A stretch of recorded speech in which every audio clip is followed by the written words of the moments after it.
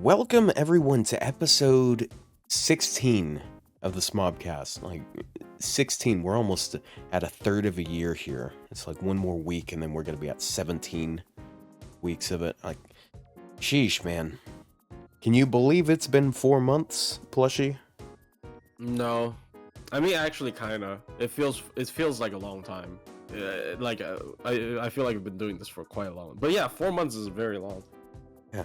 God. Yo, that's like 2/3 of half of a year. Yeah. That's a great sort of milestone, I'd say. Yeah, dude. Yeah, then today we're going to be talking about the new servants from Gudaguda. We were very fortunate that we actually got to have one more of them unveiled this morning, which I think is actually kind of an interesting one because I had to go out fighting in Plushie's server because there were people that they were really adamant about her not being that good, but we're gonna get into that in a second. Why is it not? Okay, there it is. Hijikata got a 30 battery. Like that. I don't know. Oh, I don't yeah. know what there is to talk about it. Yeah, there's not Like, much to say about that, unfortunately, because it's just okay. You Like got a you battery can buff. farm with them maybe easier, but that's it. It's just a 30 battery. It's like literally nothing special. It's kind of unfortunate, but Yeah, it'd be that way, I guess. But without further ado, let's start off with Takeda Shingen. Takeda Shingen. He's I wouldn't say an interesting one, but the reaction to him is actually a bit interesting. I don't know. I feel like I point that out a bit often, but Yeah. yeah, he's AoE Buster Rider. I think one thing that people really sleep on, because I don't think I've seen anyone mention it. Not that I'm looking out for much reviews, but I did see Game Press review. I haven't heard anyone mention Buster Deck, dude. We haven't had a Buster Deck on a Rider, and I think that is fantastic, by the way, because that means you got high base absorb, and then you've also got high card damage capability, and like all of his competition is Buster Arts. Buster Deck is very good. I think that is the first thing that sort of caught my attention about this character. Is the triple Buster Deck. I think it's so good in like both teams and like especially solos. I like it a lot. I'll talk about that a little bit later, I guess. Yeah. But but didn't know he was lawful evil. It's interesting. I don't know. I don't know much about his character, but starting right off, his first skill is like really tiny. It's just 20% attack for the team, and then one servant gets cooldown reduction, which No, I mean, like, to be fair, like most of these like cooldown reduction by one skills, I feel like they're like pretty like vanilla effects, like, you know, charisma A, right? This is charisma A, like 20%. Is it charisma A or EX? I don't remember. It'd be like, A rank. EX is 22%, or actually is it 21%? I can't remember. Yeah, so like it's like a vanilla effect tied to a cooldown reduction, right? Like Summary Buki has a 30% double buff that is tied to a I'd say hers is a pretty good bit better though, because like Buster and Arts 30% versus 20% attack. I guess, yeah, but like this is for the team. It depends on your comp. So like I feel like it's kind of fair, yeah, but it is definitely not much. But yeah, important part is the cooldown reduction that he usually puts on himself. And Takasugi is 50% crit. I guess there's also Kuni, who I don't remember if she has any other supportive effects other than stars on it. No. This is self battery, stars, and then targeted cooldown reduction. Yeah, actually, that being said, 50% crit on Takasugi is actually pretty notable because 50% crit on the 5 stars. It's a good bit more.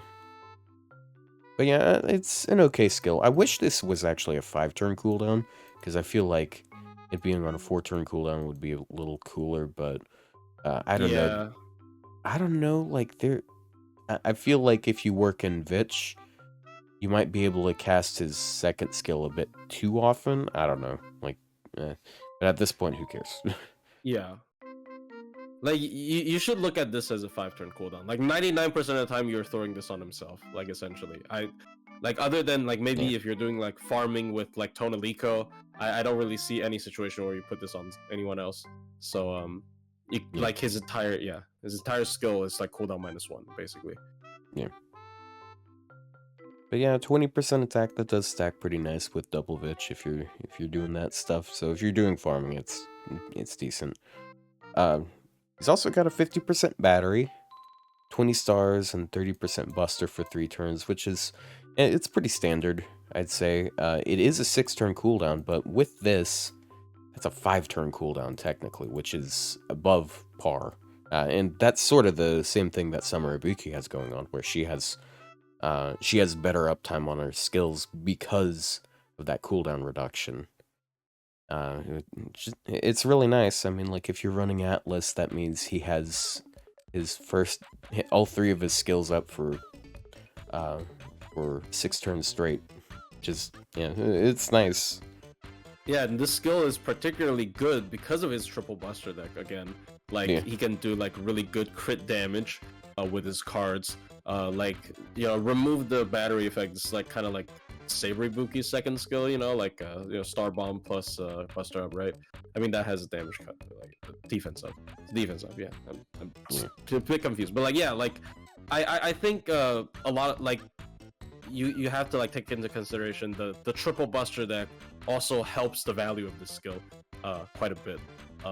So yeah, I genuinely enjoy this skill a lot, especially at a 5-turn cooldown. I mean, it's a 50 battery with good steroids and big star bomb on a rider, so he's gonna get all the stars as well. So yeah. Yeah.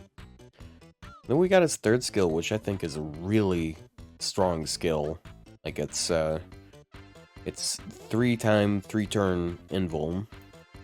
Then he's got 500 damage cut, and I know 500 doesn't look like much, but if you're counterclassing, that is a lot of damage. That's like no damage he's taking. And then he also has NP gain. So this is basically Rider Liz's first skill. Like, it is a 6-turn cooldown technically, but versus her 5-turn, but he reduces just it, 5-turn. so, Yeah. And technically, it's just 5-turn. Yeah. Like, the first skill in a team, in a team at 5 turns, it's very good. Like, it's the same reason why Rider Liz's first skill is good. It's like, you just don't take hits a lot. Like, if you're, like, assuming all of your team members take hits, like, evenly, like, this can block damage across, like, 3 turns even in some cases, and it's just very good. Mm-hmm.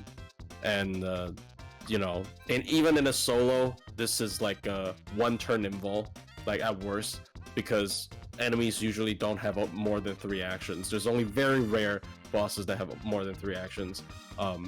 So, like, a 1-turn invul at a 5-turn cooldown is still just good for solos in general. And of course, the damage cut also helps the solo part. I don't think it's that significant in the team. Depends on the boss, I guess. Like, if a boss does, like, splash damage, like Kamazat's, again, damage cut is very valuable. But yeah. Yeah, it's a good skill. I mean, you get the defensive NP gain from this. It's like 4% for what that's worth. So yeah, you're gonna get 4% per head instead.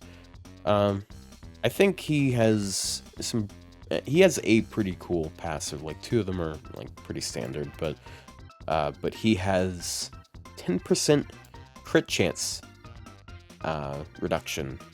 So he's got passive crit resist, and I think this is especially nice because he is up against casters normally, and casters have, like, a 10% crit chance, I think. Base. Yeah, at base. So, like, if they don't use a crit chance boost skill, he just doesn't get crit. Yeah, and that sort of factors into his survival focus with his his third skill. Yeah. So I do like that. He's very tanky. And then he's got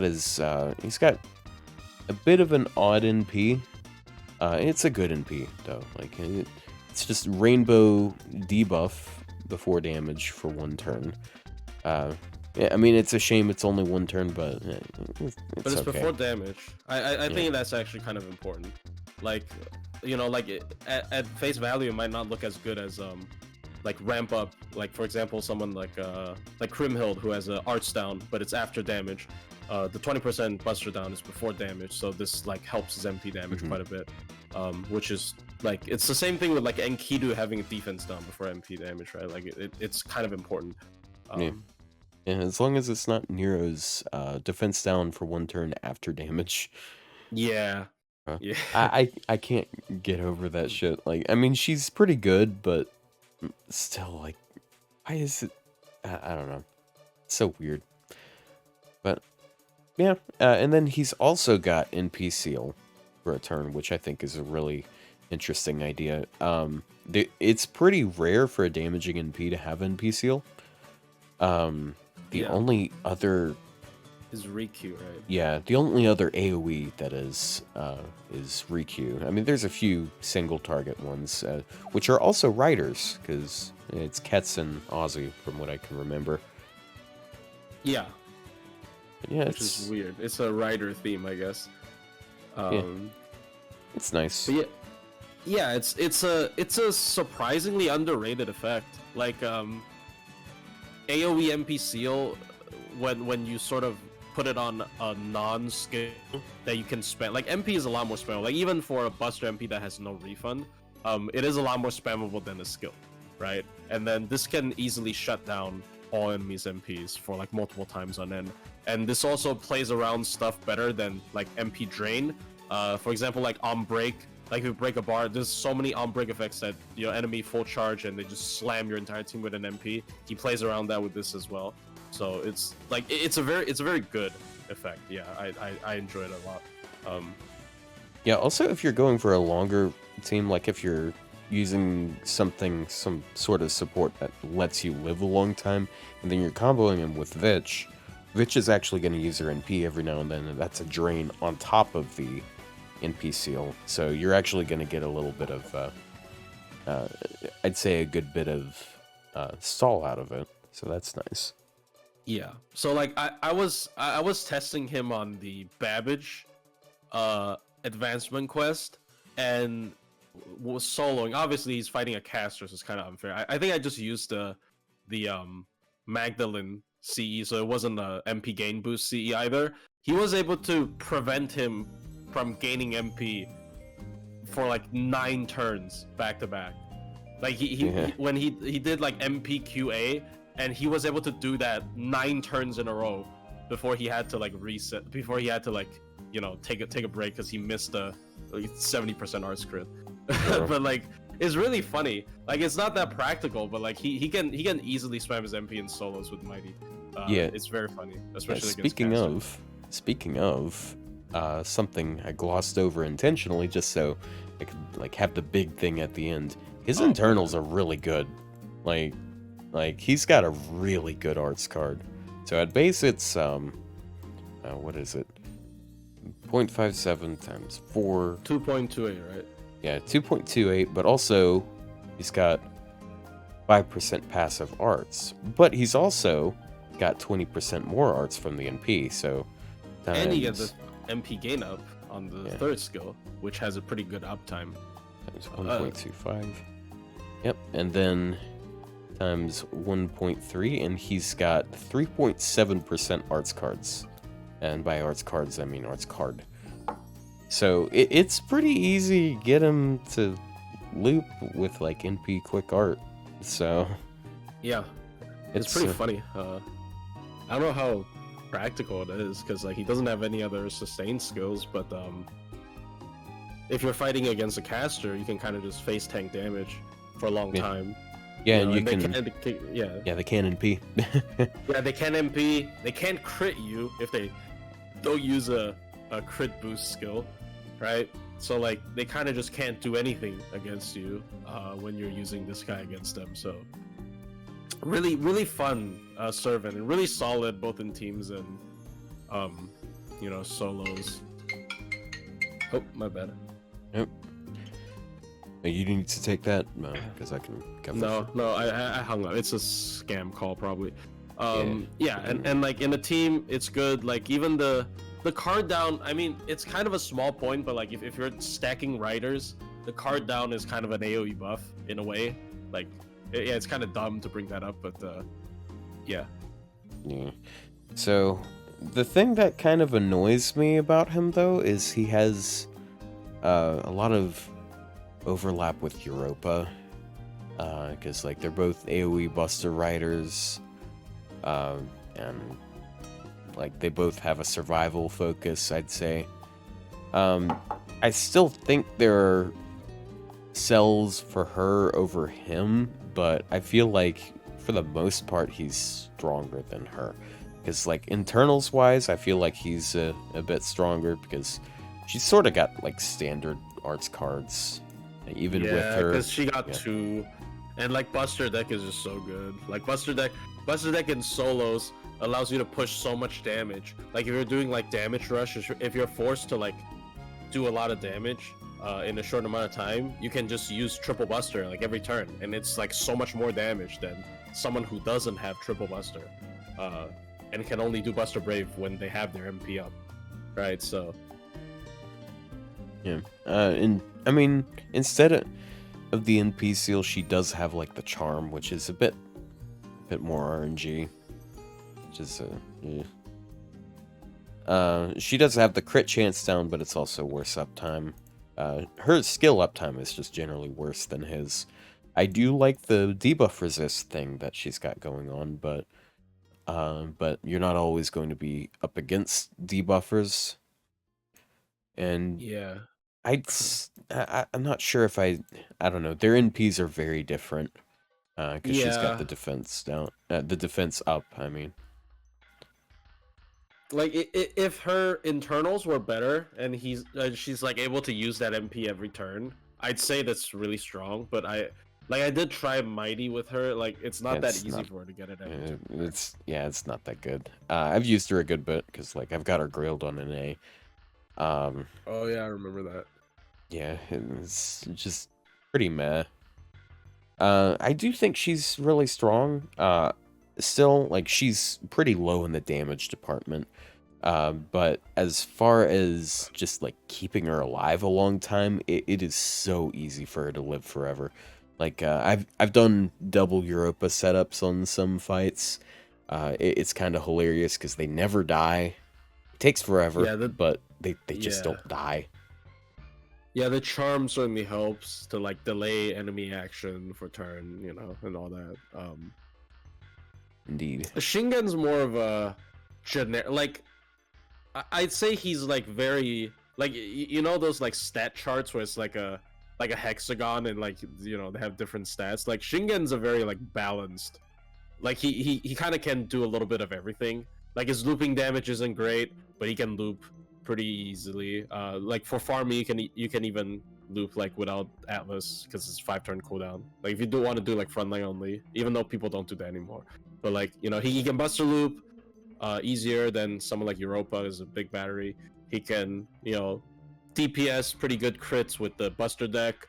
He can survive pretty well with the defensive kit, as you said. And he can solo. Like, he can do a lot of stuff. Like, yeah. I just think, like, sometimes there's a bit of there's an extent where you don't really need more survival, and I feel like he hits the right area. Because he has good uptime on his survival and stuff. Yeah, like, it's very easy to. I think that's also, like, one of the reasons why like people are kind of, like, indifferent towards the character, because it's very easy to, like, hype up a character when they're skewed towards a very specific niche. Like, it's very easy to hype up, like, Barghest for, like, survival, because she's so good at it, and we can, you know, talk endlessly about it. And Shingen is just good at a lot of stuff. Like, he isn't skewed towards, like, one niche, in my opinion, like, in particular. But, you know, like, that's why people say he's mid. But, like, I think he's mid, not in a derogatory way, but he's, like, middle. Like, he's like balanced. He's not he's not skewed Pretty towards well-rounded, any. I'd say. Yeah. He's very well-rounded. Instead of mid, I think well-rounded is a way better way to describe him, because he has like really, like, all of his skills are still like really solid, and they have really high uptime compared to most other SSRs. Like, all these skills, in my opinion, on everyone else is probably going to be 6 turns cooldown. So like, yeah, it's just good. Yeah, Right. So the thing that kind of hurts him and Europa too by proxy, because they're in the same boat. They both have no NP upgrades, which I mean, like, everyone they're competing with, as far as AoE Buster riders go, all of them have NP upgrades. You got Iskandar, you got Ivan, you've got Drake. yeah, They're Ivan and Drake, his looping damage is really on the low side. According to the sheet, he is just a bit better than Europa, and that's like specifically for Buster looping. Like, if you're just looking at raw MP damage, I think he's even lower than Europa a little bit because of the defense down. So like, I think he's actually slightly higher if you're talking about the Oh. looping sheet, because yeah, I know. I 'cause- mean, like, he is higher on looping, but he's like lower on the raw damage, like nothing else, like only self buff. I think he's lower, right? I mean, I could be wrong. I don't know. I think they're very comparable, because they both have 50% Buster on NP, and then the 20% attack versus 20% defense down. Yeah. Her attack stat is slightly higher than his. It's by like 200, I think. That's probably it, yeah. So yeah, like,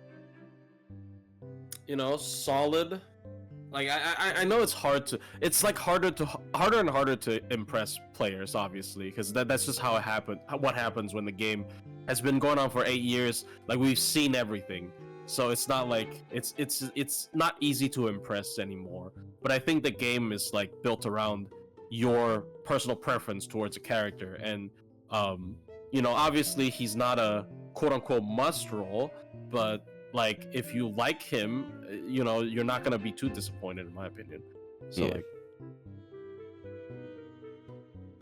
It's yeah, it is what it is. I think he's a pretty solid servant. He's not like, he's not particularly outstanding. There's I still think that Ivan is always gonna be better than him, basically. yeah, I mean, especially after his buff, it's kind of just he already has such good skills, like the he's buff purge and all that. Yeah. like one of the big selling points for Shingen, I would say, is like high skill uptime. I think that's a really high thing in his favor, but Ivan has really good skill uptime too. He's 556. Yeah. And like, he's got more versatile damage buffs. He makes his own stars for more turns, at least. I guess they both make stars. Then he's also got like buff removal. He got buff removal and debuff removal. Like, he's very good at CQs. Yeah. He upgraded MP. I don't know why, but sure. Like God. Yeah, he's just like Anti-trade. yeah, I mentioned it a few weeks ago, like with Musashi, how there's like a lot of, I'm not sure, I want to use the words win condition, but that's not quite the right term. It just sounds like it is. Just the things that make the biggest differences. He hits so many of them because he's got debuff removal, he's got buff purge. He just fits a lot of those. Yeah. He's got his own battery. He has all the things you want. Like star per turn, star engine, battery at 30, which is the sweet spot for like buster looping if you're into that. Invul, he still has hard survival. He has a double anti-trait that is applied to face card as well, which is kind of important in some cases. Like, it's not just DMP. So like, I think Ivan is just like such a above average. Like Buster, like there aren't that many Buster AoE like SSR riders, and Ivan is just so like above the curve. Like I know Drake is also decent, but like I feel like in terms of general performance, especially if you take CQ into consideration, Ivan's just so much better than everyone else. So unfortunately, I think Kenshin's not on not Shingen's not on the level of Ivan. We're not there yet. Yeah, my bad. Yeah. I gotta say though, like Drake, I feel is a lot stronger than people give her credit for, because like I used her recently. I used her in the Okuni Challenge quest, and she performed pretty fucking well. I know I wasn't using more of a budget setup like I usually do, but I mean, like, that doesn't matter. She's very fast. Like, she makes NP charge like it's fucking nothing, because she makes a bunch of stars. Then she's got good arts cards, and actually a pretty good quick card if I recall correctly. And then she also has the NP gain buff and 50% battery. Golden Rule. I mean, like, yeah, upgraded MP, Golden Rule, and of course, like I've always liked to say, Pioneer of the Stars is like a year 3 skill that they released on year 1. I think Pioneer of the Stars is such a good skill, just period, right? So yeah, I actually used her with Domon. People are noting that in chat. She is chaotic evil, which is nice, because like you use Domon against casters, it makes sense. So they have so they have some good synergy there. Yeah, and also, yeah, dude, she has a combination of ignore defense and ignore invul, because her buff had ignore defense on her golden rule, and like, since she's good at going really fast like that, that's awesome, because she can just like she can drill through a bar really fast, and then like, okay, she is lower damage, so maybe you don't break the bar immediately, and then they use some sort of survival skill, but she could still work past that. That's not too big of a problem. Yeah, like it really is just a buster deck for Shingen. Like imagine if Drake had a buster deck, it would have been over, in my opinion. Like if Drake had a buster deck, it would have just. Yeah. I feel like Drake's deck is actually really good for her, because it lets her expand more often. Rule, I guess. Yeah, because I think Buster Arts decks are more annoying in a lot of cases, but I feel like she takes advantage of the positives of it a lot more than basically anything else that I can think of, because she does get card damage, because she crits really easy, but she also spams really good because of the arts. Yeah, she's totally massively underrated, I'd say. She doesn't have very good looping damage though, so it's still a lot better than it's still better than like Shingen, because she has an upgraded MP, right? Yeah. So like, and Voyager of the Storm, it's not stackable, but it is a good, like, it's already a good like mix between the two. Yeah, and it kind of helps her with Domon if you're using both of their NPs at the same time. Yeah, a little bit. Yeah, that's true. Yeah, it's a good support skill. It's like a big, like, good mix of 2 types of buffs. So like, yeah, I guess his competition is pretty fierce, because Drake is such an accessible unit as well compared to some of those stuff. But the thing is, and I found this out the hard way, her lack of survival is really annoying, because when I was using her against Okuni, I had this one run where she was full health. She died in one fucking turn. It was crazy. Like, she's counterclassing. She's got 5-star HP, and she just died in one turn. It was so unlucky. Yeah, like survivability is definitely something that Shingen has a lot better than her, because of it's not just the invul, it's the damage cut as well. So yeah. Like, once again, as you said, like, Shingen's a good blend. Like, Drake is hyper offensive, Europa's hyper defensive, Ivan's kind of stupid, like, Ivan's kind of like above the curve, but still, like, and Shingen's kind of like in the middle, which is a comfortable place. I like once again, like honestly, I think if he didn't have a triple buster deck, I would be a lot less. Like I would rate him a lot worse. I just like his triple buster deck. I don't know. Yeah, I went pretty in depth on that, and because like I made a Europa review a long while back. I did kind of highlight that they each had their own focuses, and I did like the contrasts between the servants in the AoE Rider like Buster pool, because like Drake is really fast and offensively focused, but she dies super easy. Then you've got Europa, who is really tanky, but her offense is very lacking. Then you've got Ivan, who is a mixture of all of them. Then you have Iskandar, who I do feel is weaker than most of them, but he is more team-oriented, and then like he also does a lot of damage on his own. But he's not as fast on his own. I think that's something that people mess up a bit with him. His best use case is you use him with another servant that can do good damage. Yeah, because his damage is not as instantly accessible, like you said, compared to other units. Oh, why did it stop immediately? Iskandar's not just eye candy. Like I genuinely think, because he's also like his like base MP gain got buffed like a long time ago and stuff. Yeah, it's like, okay. He's genuinely a fine servant. I just think like honestly, you know, speed is valuable. Like being able to pop a battery, pop a star bomb, instant access to damage, all that stuff is pretty important in servants nowadays. Dude, and he just doesn't have that. Dude, my idea for a buff for him, not just 30% battery for himself, but 30% battery for the team on his third skill.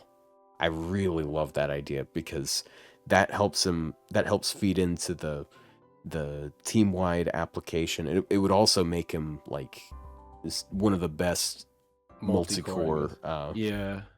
Because he's already got like such massive damage. It's Dark Fitch, but he can also counterclass sometimes. Yeah, I don't think that's a good idea, honestly, because it's Dark Fitch. Don't take it away from her. Hey, you can use the two. You can use the two of them together, okay? She has nothing. She already has nothing. She has a CE. She has a shop CE. That's all she has. She has nothing. He'd also have like amazing looping damage, obviously, because I'm thinking like they'd either do the Sigurd type of buff with his Buster, or the Raikou one. Because I do think his third skill is really awkward, because you'll use it to make stars with his NP, but then once you make the stars, you don't have the Buster buff to help you crit harder. Dude, if they buff his third skill with the AoE 30 battery, they will definitely extend that mana burst to 3 turns, and suddenly he's gonna be one of the highest damage AoE busters, period. Yeah, honestly, yeah, I think so. Yeah, it's just not funny anymore. It upgraded MP. He's such good. Like every other self steroid is 3 turns already for him. So like, and you can immediately double cast his first and second skills. So that he's at 40% attack and MP damage. Yeah. No, we can't. No. No. Okay. I mean, yeah, we can. Because you know, fuck Saber, Lamau. I mean, 3-turn mana burst is probably too much. Like they specifically made Arthur not a 30 battery charger, right? Is he 30 No, he's 20, right? Yeah, he's 20. Yeah, they specifically did that to Arthur. I mean, but Mordred has it, kind of. Like, Mordred doesn't have it entirely before. Like, Buster Looping Mordred kind of has it. And that was, like, actually a huge... Like, her looping damage got, like, so much better after that buff. Where she gets to stack her mana burst. is kind of ridiculous. See, But see, people are saying Salter and then Mordred and such. Dude, the thing is, Iskandar not only has the 50% Buster, and then like Mordred has the 20% attack that she can double stack. Same thing with the other two, but Iskandar also has 20% NP damage she can double up on. yeah, So it's even better. He'd unironically be like one of the best Buster loopers, just in general. Yeah, he just has good like his whole thing was already like he has really stupid damage, and you know when you give him a 3-turn mana burst that can be doubled up, yeah, he's gonna have really stupid he's gonna have really stupid damage. So yeah, Salter runs Black Grail. I mean, that is true. That does help her out a good bit. Salter with Black Grail is less than Mordred with what is it called? Albeit that sees rare. Rising Mudrain. Yeah. Rising Mudrain. Like Mordred with Rising Mudrain is a lot higher with Salter with BG. Rip.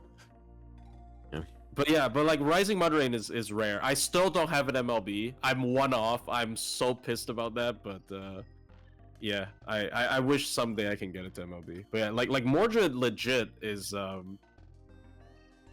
kind of overtaking his dad, her dad. No, not really. Yeah, no. Yeah. Actually, no, I lied. Mordred doesn't do more with Rising Mudrain. I'm wrong. Mordred does a little bit less with Rising Mudrain compared to Salter. But like Salter is enemy dependent. Whatever. I apologize. Like I mean, misinfo.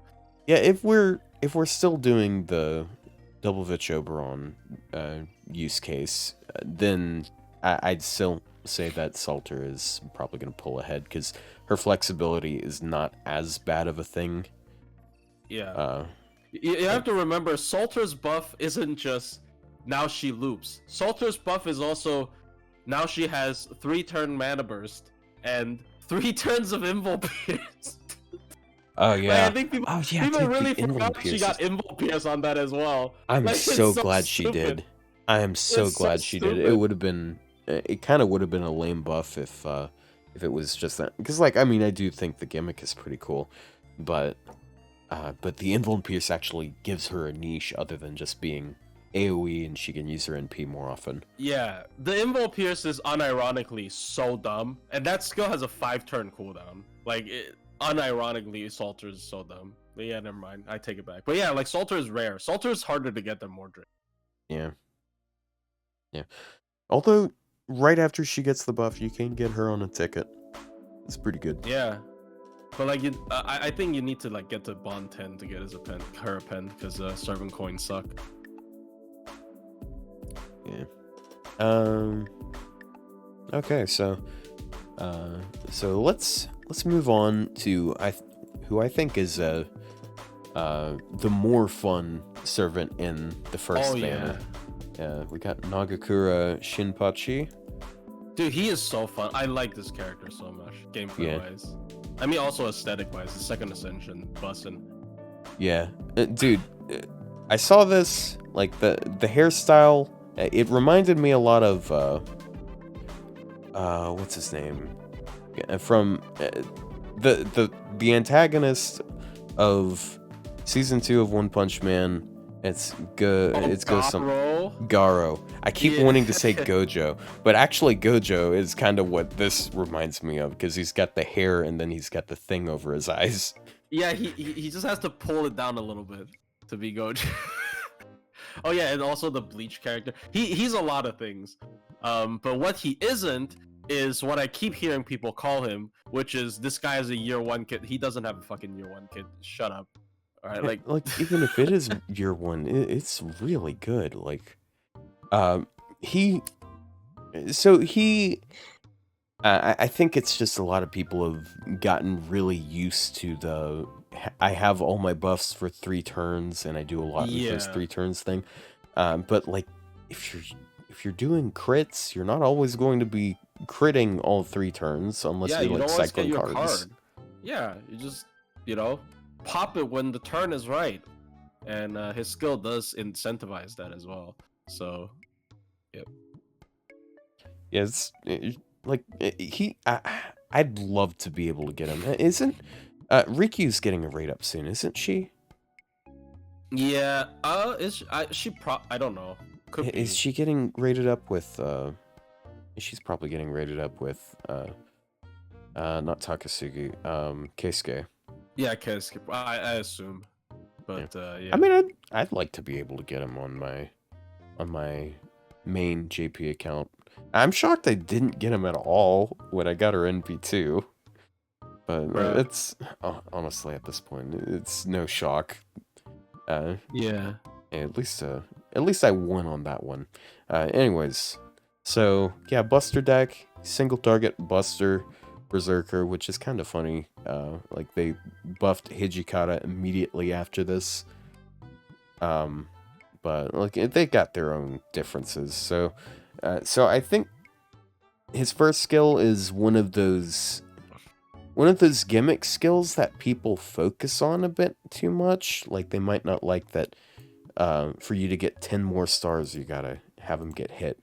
But it's not really that bad of a thing. Like it's kind of just a bonus. Like it's really good in solo if you're using him to solo, but he is a berserker, so he lives on a short timer. Yeah, but like I think he has the potential to rush that timer, and he doesn't really need this. Like Otto said, like even if you remove the gimmick, this would have been okay as a skill.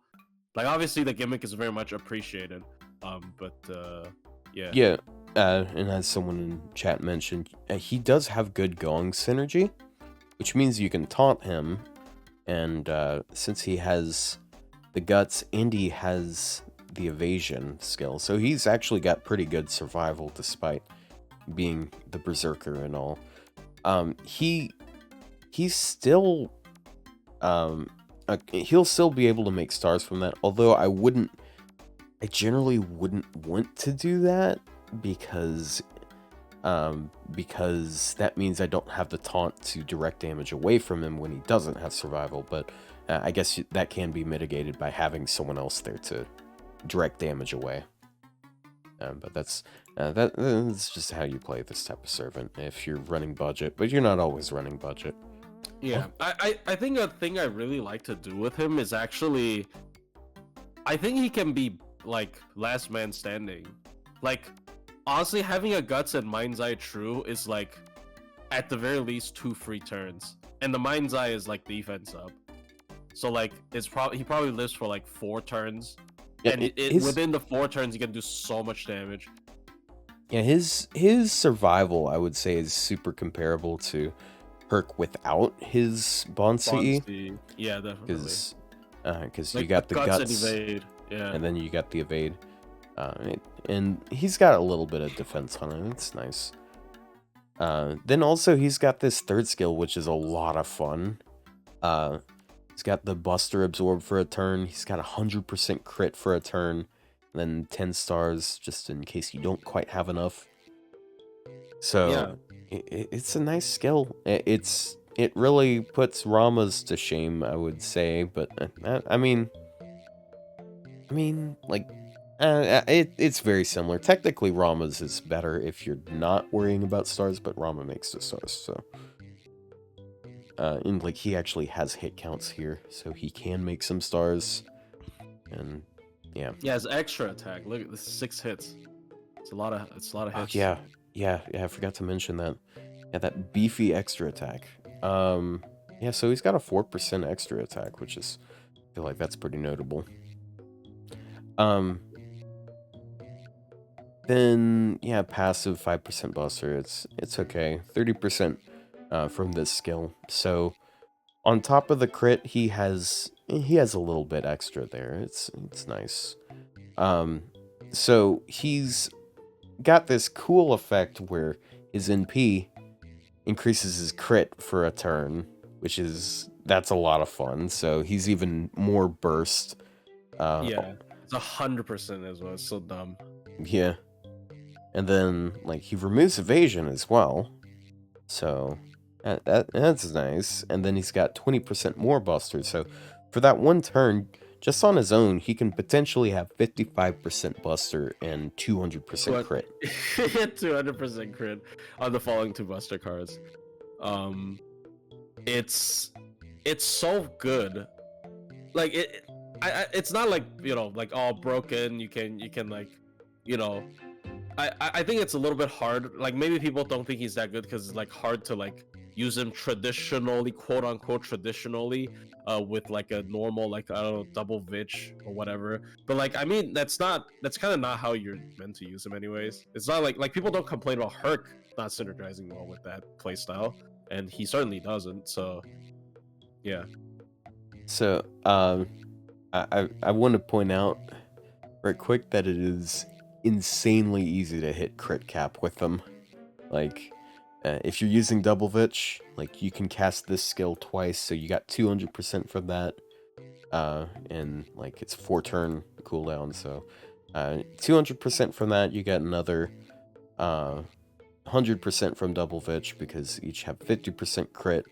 Then he NPs and he has 400%, so you can plug like Merlin, and then you're at 500% crit on one turn. It's very easy to hit crit cap with this guy.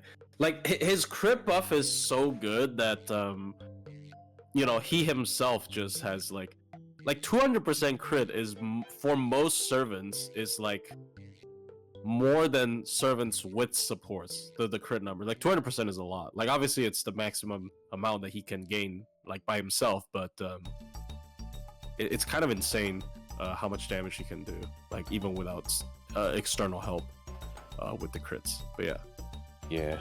So I think the point of comparison I want to bring up, because it's actually kind of shocking how similar they are. I feel like he's extremely similar to Beowulf, but I feel like he's just better. Because like Beowulf is pretty bursty too, but I feel like his burst is a lot weaker because like he does have the 50% crit on this, which that might be a bit better because you don't always have 3 Buster cards, but like 50% versus 100%, and then like this is a nice skill and all because it's another 50% crit, so you can get 100% crit just from his second and third skill. And then like sometimes this dragon comes up, but then you've also got like the guts 6-turn cooldown. They're both 6-turn cooldowns, although this one's 4 turns. I know it's weird numbers. It's because before this was the same kind of battle continuation that Liz has, which is the 4-turn duration, 7-turn cooldown instead of 5-turn duration. He's got like 1% Buster. Yeah, like he has better survival because of the evade, and he has an easier time of getting stars, in my opinion. So like, also something that's really on the nose. Beowulf has Sure Hit. Sure Hit. Oh, it is very similar. Remove evade. Yeah.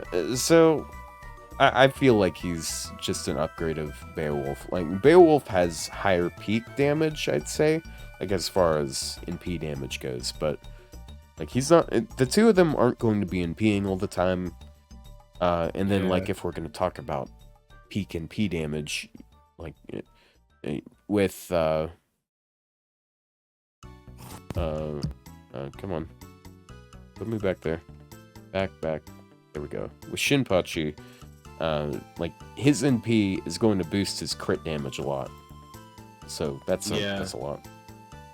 Yeah, like I still genuinely think he's like, because I don't have that much experience with using like non-conventional team comps, but like I really think as a last man standing, or like as a solo unit that you don't expect to live for very long, he's actually surprisingly competent with how much damage he can rush in a short amount of time. It's just very impressive overall as a unit. I think this is what, like, this sort of returns to what they what berserkers was supposed to be when they first designed those like Buster Berserker, where it's like they're supposed to be on the field.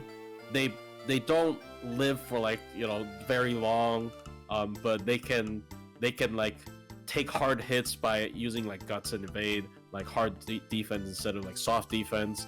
I know he has a defense up, but like sometimes it matters. But and then like within those short times when he's on the field, he just demolishes the enemy with like his cards and his MP and all that. So he's a very berserker.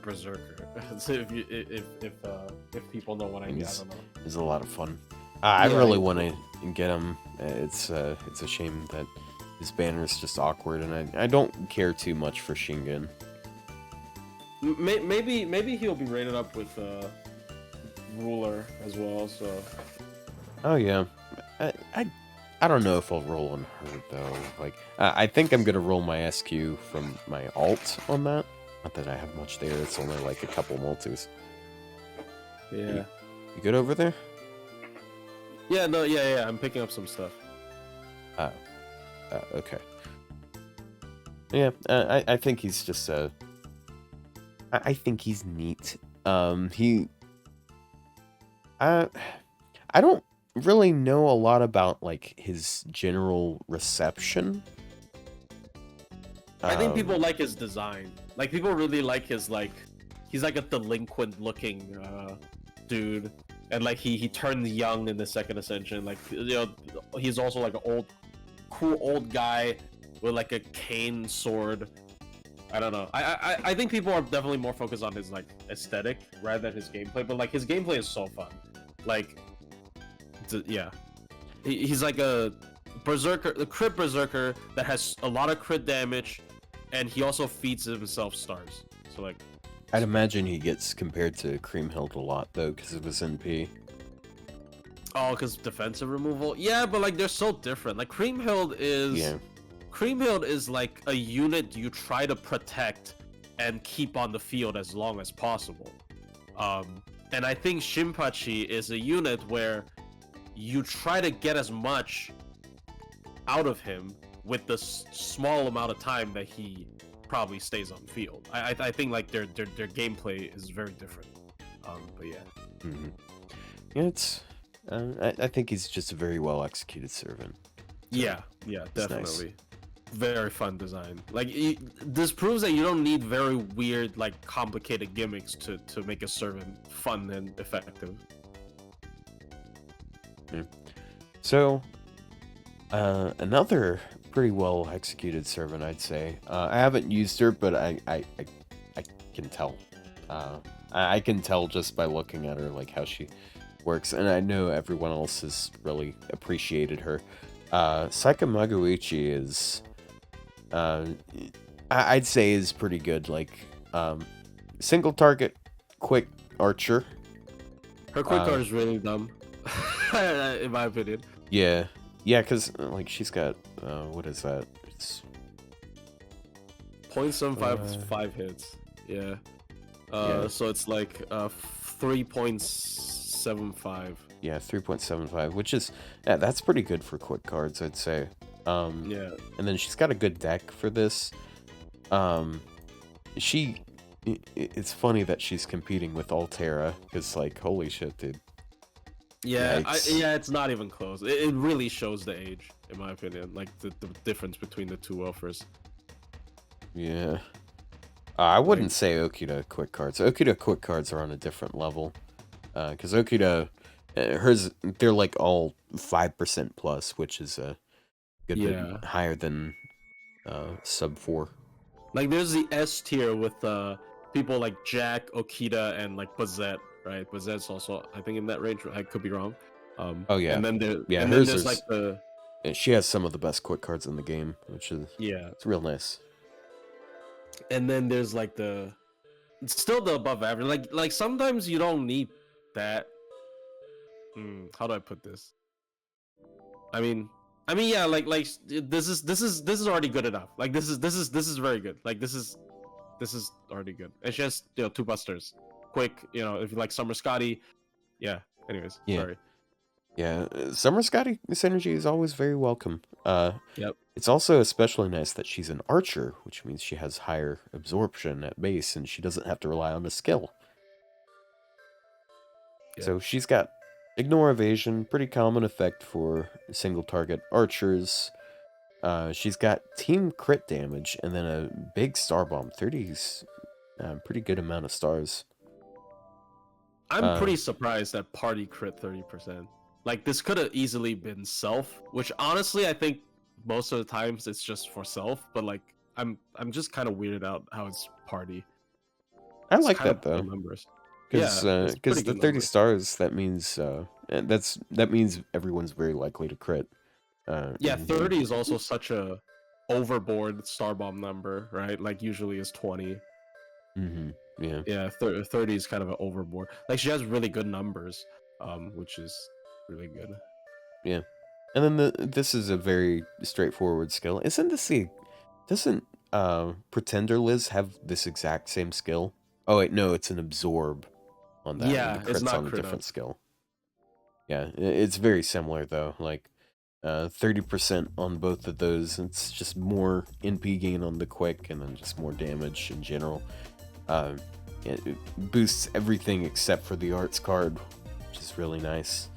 And then 30% Another crit more... up here. Yeah, Which is yeah, she's got 60% crit there, and then 10% more from this. yeah, Another 10% if we're talking the arts card. true. I mean, yeah, like it's I don't. She has so much crit. It's weird. Like the welfare has just overboard. She's okay. She gave me like a feeling like similar to what EO gave me. It's like, why is her number so good? When I first read her See, tip. this is all an apology for all the shitty Gouda welfares over the years. Because like the first, yeah, the first 3 or 4 were just not cutting it. Because like you got Nobu, you got Cha-Cha, you got Ryoma, then Kagatora is okay. Kagatora is okay. Ranru's, okay, I guess. Like she's not that bad. Like it's just like EO. I feel like if you want to AoE arts like neutral DPS, EO probably performs better than yeah, definitely, because than Ramaru. So it's like, yeah, Ruler is just a better class than Avenger. Like, yeah, I don't really see, like, other than the coincidental fact that they always give Avengers higher attack stats, I don't really see that much bonuses there, because they don't have any defensive bonuses. Although I guess they do have better NP spam, because they get more from being attacked, and they have the passive regen. Yeah, well, I mean, characters like Tyra takes advantage of the defensive gain a lot, because you know it's a solo servant. She takes hits from everyone, and she doesn't die when she takes hits. But like you know, for a normal Avenger that are like a lot of times actually relatively frail, it's not actually that, you know, like, oh yeah, I got so much MP from getting hit and I'm dead. Like, you know, like that's why I think I really like Avengers that are like survival solo Avengers. I think that's the best way to take advantage of that passive. But, yeah. And then you got, where was it going with it? Also the lower absorb. The lower absorb is also pretty annoying. Oh yeah, for Avengers. They got like half the absorb of caster basically, which is kind of not great.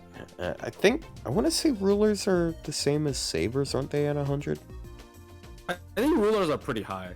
I thought they were above average. I could be wrong. I thought they were like archer, but I could be very much wrong. But maybe that's because so many rulers have star absorb skills.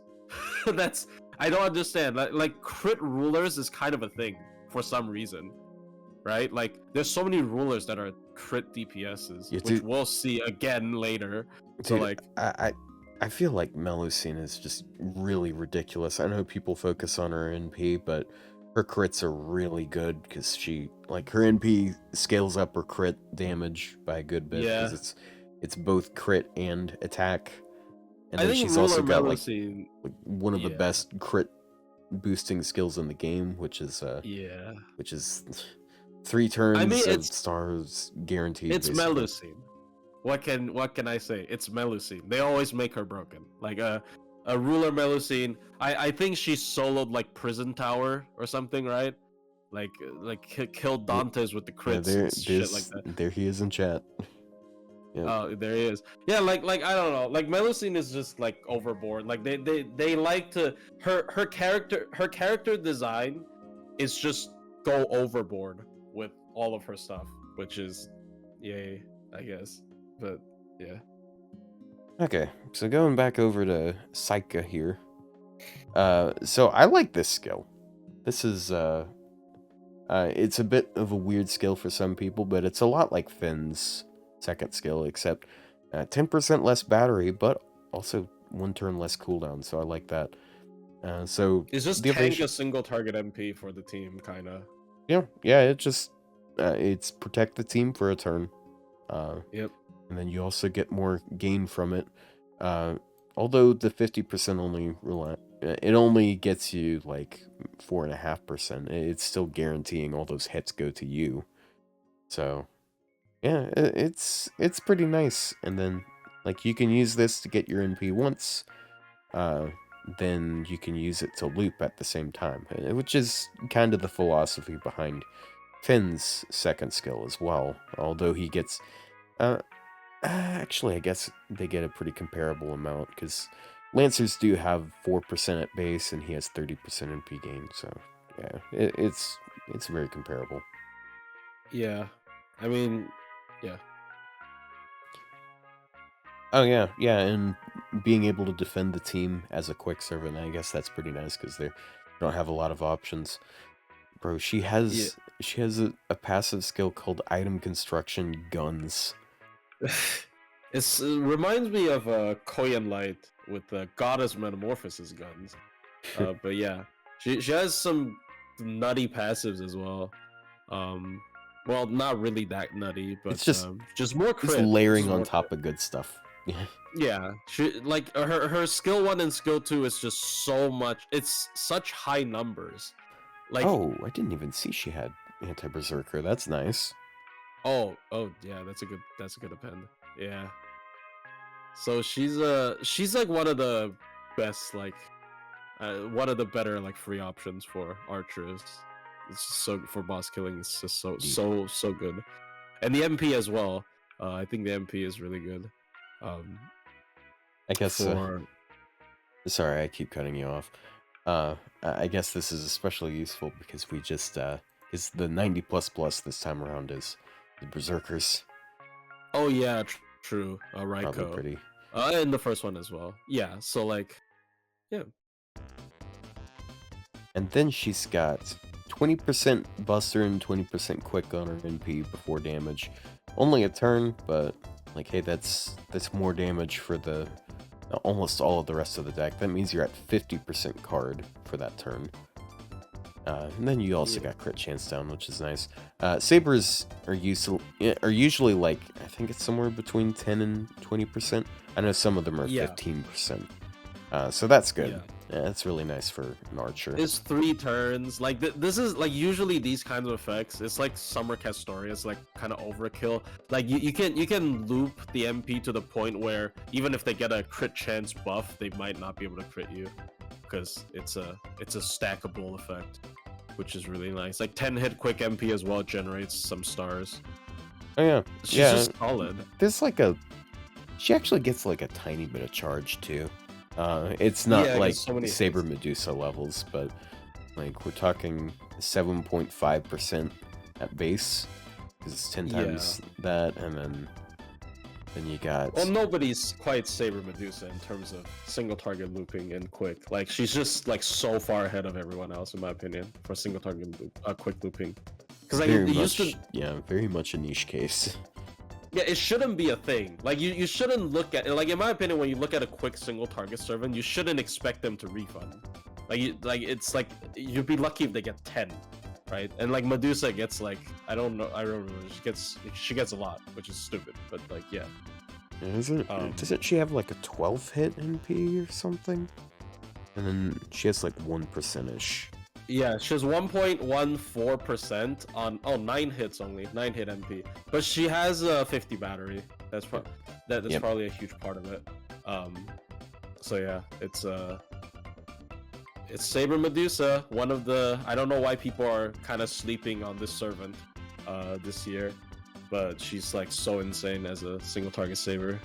I think it's less so people sleeping on her and more so people just sleeping in general.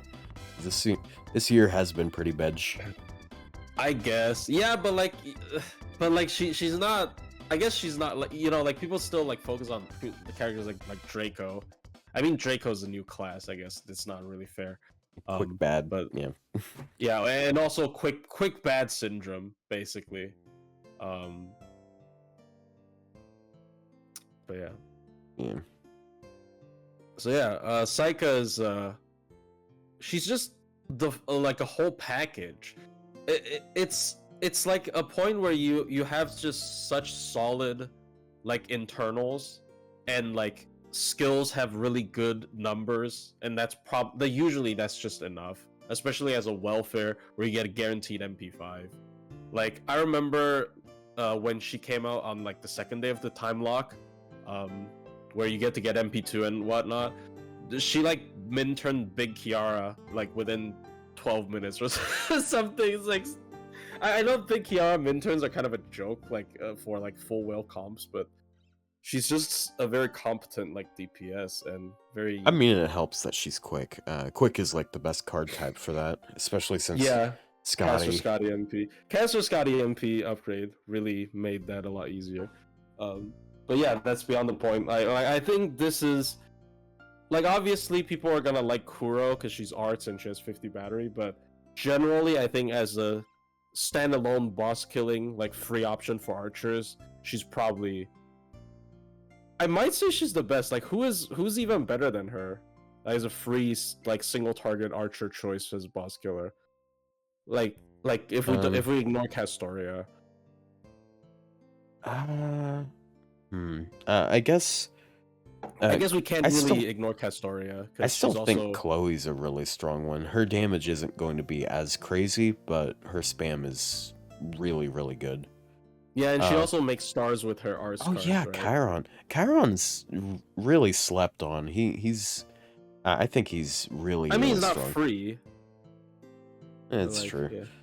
But I mean, like, her competition right now, her biggest competition is Altera, which is so sad. Like, it is kind of hilarious because, like, she was rated pretty highly for a long while because she has really good. She had at least comparatively good single target damage, but that's because people at Game Press were comparing her to NP1s all around. Yeah. What do you think about Saika versus Bavanshi? In terms of DPS, she kind of destroys her. Like the damage they can output is not even close. Like Bavanshi has a lot of damage issues, in my opinion. Like, yeah, for farming she has the 60 battery that is split into 30-30, which is very useful, and she has like good survival because of her first skill, and also like the magic resist EX. Like she has a lot of good stuff, but I think in terms of like explosive DPS, like Bavanshi just gets smashed by Saika, even at same MP levels. And of course, you know, for most people, Saika's gonna have higher MP level. So like, I don't know. Yeah, it's fun. Yeah, I guess Altera still has the ignore Invold for 3 turns. I guess that's something. She's very lacking outside of that, though. Yeah, that's the last thing she has. Kind of. She can't even target that. Maybe if the buff allows her to target that, she had like Calamity Jane niche. Like if people don't have to have Calamity Jane. And that would kind of fit with her first and second skill. Oh my god, her first skill, it's targetable 20% charge and 30% star gen for 3 turns. Like, it's horrible. It's like these days they do like AoE. I guess I guess there have been a decent amount of these welfares that have targetable 20%. Like Kishi Hogan, Lancer, you. What's does Karna have it targetable? I don't remember. I know he has a targetable debuff immune. Yeah, I don't think the other thing is there. I don't remember. I don't remember. Yeah, and all three quick. Wow, that's interesting. They're all quick ones. Yeah. But yeah, like this is another like top tier welfare, in my opinion. It's just so overblown with so many of her numbers, and like she's kind of a character where, especially like once again, like you know, she gets exceptionally better if you have Summer Scotty. Like if you're fighting like a Saber boss, going in blind, you can probably just throw her in with like double Summer Scotty and just like tear them apart. I think this character is extremely powerful, and also pretty fun. Like I enjoy Quick Servant playstyle a lot, and especially Quick Servants with really good quick cards, and she's one of them. Yeah. So speaking of good cards, we got the last one, which was just released this morning, and by released I mean revealed more so. We got Wugi Kenshin. Oh yeah. Ruler Nagakura or whatever. So it was so funny. Like I was sitting in there in your Discord server. It was like fighting like 5 people who were trying to say she was really mid. I mean, after like 30 minutes, people were starting to clue in and be like, well, actually, this is pretty fucking nuts. It's really stupid. Like, I look, you can't be a double arts servant with an arts MP that has 2.4 arts card. Yeah, dude. Like, it doesn't happen. It literally never happens. It's not a thing. Yeah, dude, it is so nuts that like I spotted that immediately. Like she's got it's what 2.44%, I think. Yeah, 2.44. Yeah. She's got 2.44. She's got 30% for 3 turns arts. Then she's also got no, she doesn't have a passive for it. She has another 1.3 because of the NP gain buff for 3 turns. So, no critting included, she has 4.1% arts cards. It's not a thing on arts servants. Yeah, dude. Almost like, never a thing. It's not too far. I'd have to do the numbers again, but it's not too far from Erish's cards. Yeah, like 2.4 on base for arts on an arts servant that has 2 arts cards. Like it's not. I don't. It like yeah. There's not much more to say. Like her internals are just. Is this a theme for this event? Like their internals are just kind of overblown. I don't think Shinpachi was anything crazy Shinpachi. On that, but yeah, that's not really his focus, anyways. But yeah, speaking of like dude, she has another thing that boosts her internals even further. There's a lot of servants that have really good arts cards. They don't have a way of guaranteeing crits on their arts cards, but she has Star Absorb for 3 turns, and also, then stars per turn of 15. It's not even 10. It's 15. Yeah. So she's going to crit. It's oh man. But yeah, people honed in on that 30% crit, 30% small number. I mean, I will agree that for art servants, I do feel like their own crit boosts are a little bit more important because art supports don't usually have that much crit boost compared to like Buster. Like for Buster, dude, you just hit cap like easily a lot of times. So but But for art, but like it's such a small complaint. It's like Minturn. I would say like when people say she's mid, it's probably for Minturns and not like normal play. Because for normal play, she's just so overblown. It's kind of stupid. But yeah, sorry, you continue. Yeah. So I ran some math on it last night. What was it? Times 2 times 6. Yeah. No overkill. She gets like 50% from an arts crit. That's no arts starting bonus either. Yeah. That's just so nuts. And that's also not including the 50%. I mean, she gets 50% arts total if you include the NP, which means you also get arts starting bonus. Let's be real, you will be using every turn. Like you'll be using her MP every turn almost. Like it's just. Oh yeah, yeah. She also has a 50% battery because yeah, why not? Yeah. But yeah, I like the evasion. The evasion on top of the soft survival of being a ruler, she doesn't die. This is basically the same level of survival as ruler Moriarty, and I've used him a good bit. He doesn't die if you play him properly. Yeah. It's so yeah, 30%. Oh wait, no, it's 20%. Oh dude, what that's wrong. What? Okay, I think this it's is enemy only. 20% is enemy only. Yeah, so she yeah. has, I think yeah. I don't think they formatted that right, but yeah, it is 30%. It's what Atlas says. Yeah. So like, I mean, yeah, the art sub and crit up is not Wait like a second. 50, but like it's fine. Wait a second. Yeah, it's the enemy version. Yeah, this is the enemy version, but this is not, because they don't. The enemy doesn't gain stars per turn. Oh yeah, it's crit rate up for 3 turns instead of stars per turn. Bruh. But yeah.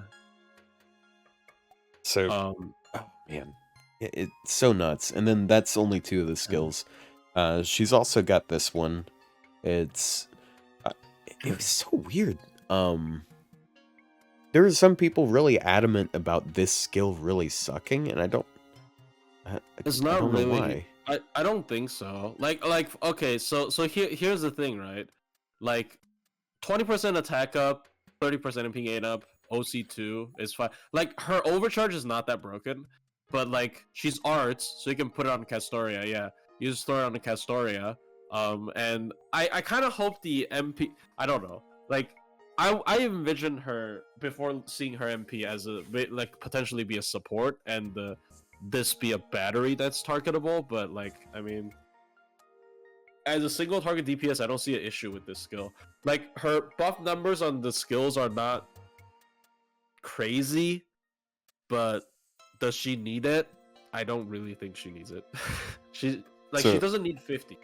So the thing that I think is really funny, you know who else has a skill that's targetable in Pijin and attack? No, I don't Estrella. Oh yeah, that's targetable. I forgot that was targetable. Yeah, just throw it on herself most of the time. Yeah, it's funny. I guess people's gripe with her is that her anti-trade is an overcharge. There's spoilers, but like the overcharge is arts up, not anti-man. But like right, she's got buff removal resist 10% though, so it's basically useless. I guess unless you RNG that. Yeah, I mean, like if you're using Santa Nightingale and you don't want to lure that second skill, I guess it's that, but that's that's nothing. And the MP, oh my god, no. Yeah, full buff removal before damage. You know, it's a weak effect these days. How's that a weak effect? I tell you, man, people express frustration at about challenge quests having gimmicks that prevent you from winning instantly. Like some buffs are not removable. Like full buff purge is just good. Like it's just good. Like I don't think there's any argument against this, and this is one of the most spammable MPs in the game. Okay, like you have to like this having full buff purge is different from like Abby having full buff purge, because this happens every fucking turn. So like the enemies just they can't have like there are also AIs that are coded to like, you know, like they always want to have like a couple buffs on themselves, so they have to like waste their actions to like buff themselves every turn, and you just like strip it every single turn. And yeah, I mean, Yeah, and then that means like offensive buffs aren't going to be a thing, so that's even more points to survival. But yeah, mana attribute's pretty common, and then arts. I mean, like we've seen this overcharge a lot, and it's boring, but like it's still. I mean, it being arts is better than it being Buster or Quick. Yeah, it helps her arts card. It helps her MP refund. I don't know how much she can refund. She can probably refund quite a bit, right? Like on the MP. It's not much. She's only got like a 2.44%. So yeah, 2.44%. I don't remember. Yeah, it's only 4 hits. Yeah, it's only 4. Never mind. So I mean, it's like Summer Castoria's situation, basically. Like, it's the internals being able to crit consistently. Although her internals are significantly better than Castoria's, I'd say. Yeah, I mean, this character is just like... How do I put it? I guess people are like not... Like, people don't think she's like unique, but she's just like overblown at what she does. She's probably one of the best like CQ single target DPSs in the game, because of that full buff purge that is spammable, in my opinion. I think having spammable full buff purge on an MP is just so good. Yeah, it's just, I don't know.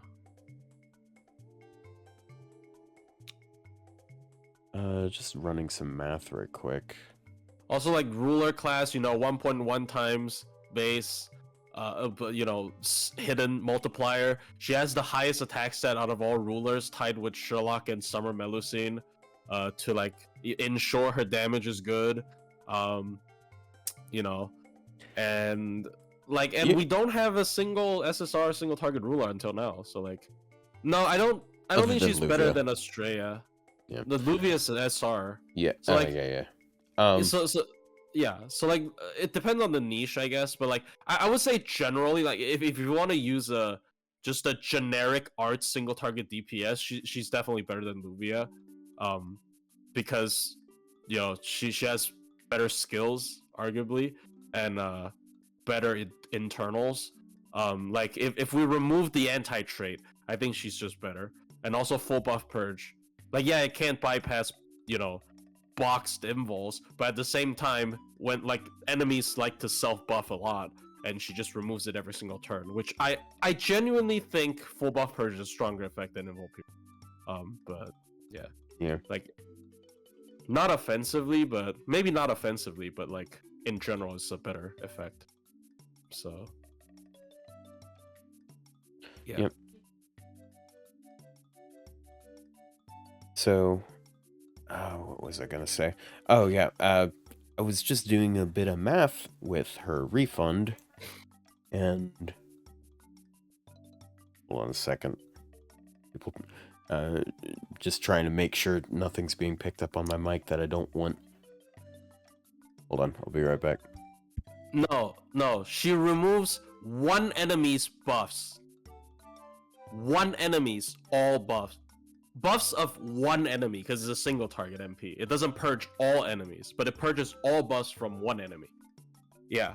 So it's a full it's a full buff removal. It's like Tyra. It's like you know, Abigail. It's like Bima. Bima has that. People don't remember Bima having that, but like Bima's really slept on DPS as well. But like, yeah, like full strip is just really good.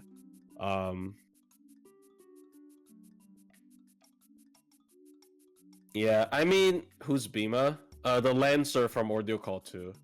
Like, obviously this character is I want to say once again because people don't care about CQs that much. So like people don't value full buff purge that much. People want servants like Draco that are good at they're good at farming as well. And obviously, I think Kagetora is not going to be that good at farming. Okay. Unless she hits anti-man, but yeah. Sorry, but my parents were screaming at a cat that got inside. Because we got an outside cat that's he's been coming in here a lot of as late. Sorry. So I was just talking to the chat like why potentially people are not that excited about this character. I think very much like people don't value CQs that much, CQ performance. Like it's like, you know, like, oh yeah, this servant can loop their MP really easily, like with one arts crit, with like MP one arts crit with like any arts buff from like a Castoria, it's just full, it's 100% full refund, right? It's like not even close. Like she just can keep using this every single turn. It's just so good. But like, you know, people are gonna value servants like Draco, who's better at farming, because the counter class, because the anti-servant being slightly better coverage depending on the situation, and whatnot, and then Ruler doing neutral most of the time. But like I don't know. I think I don't know. It's like one Gina. I think one Gina is a very solid challenge quest DPS. Maybe more in the min-turn realm, but like people just don't care about these neutral DPSs that are not that good at farming. Which, I mean, she is good at farming though because of the 50 battery. Like I can see her farming like man attribute stuff. And like, let's not pretend they don't like to put moon cancers and 90++. Like I feel like moon cancers happen so often at 90++ compared to the other extra class for some reason. But yeah. Okay. So right before I had to go check on something, I was actually doing a bit of math as to what her refund would be with double Castoria. Her refund with double Castoria is actually above 30% without overkill. That's good enough for farming. Yeah, I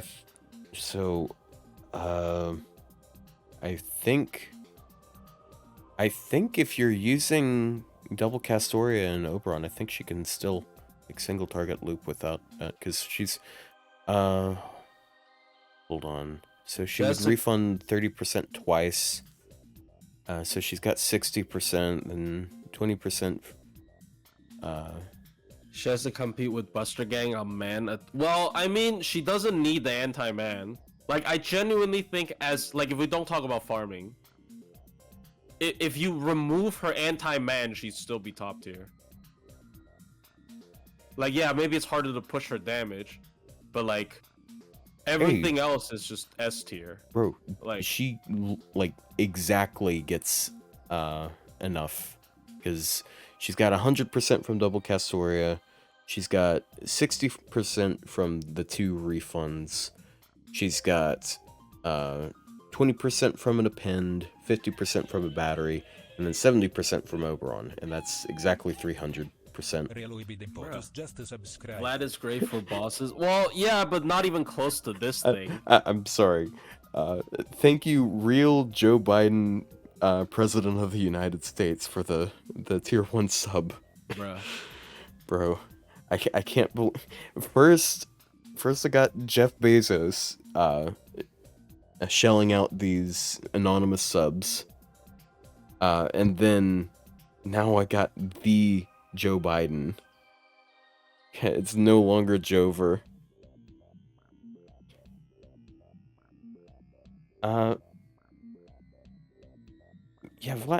Vlad is still like super overrated. I think he's just been that way for such a long time. Sorry, I'm back. Oh, that's why you were being quiet. Okay. Galatea better for bosses than Vlad? Yeah, I'd say so. It's just when people hype up Vlad, I think we went over this like last week. Yeah, when we talk about like Creamhild, I think. Yeah, Vlad is so reliant on Castoria, it's not even funny. And like even then, it's not like he's 100% refunding all the time. He's doing that Yeah, maybe if he's got overkill. But yeah. if you don't get that overkill and you don't full refund, okay, then you're a certain amount away. Then okay, you got some extra battery, so you got to plug in someone.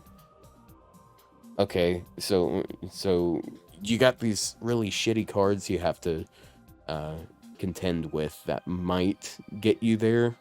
It's just he's so battery reliant, battery and the okay refund he's got. It's Yeah, he's just so wonky.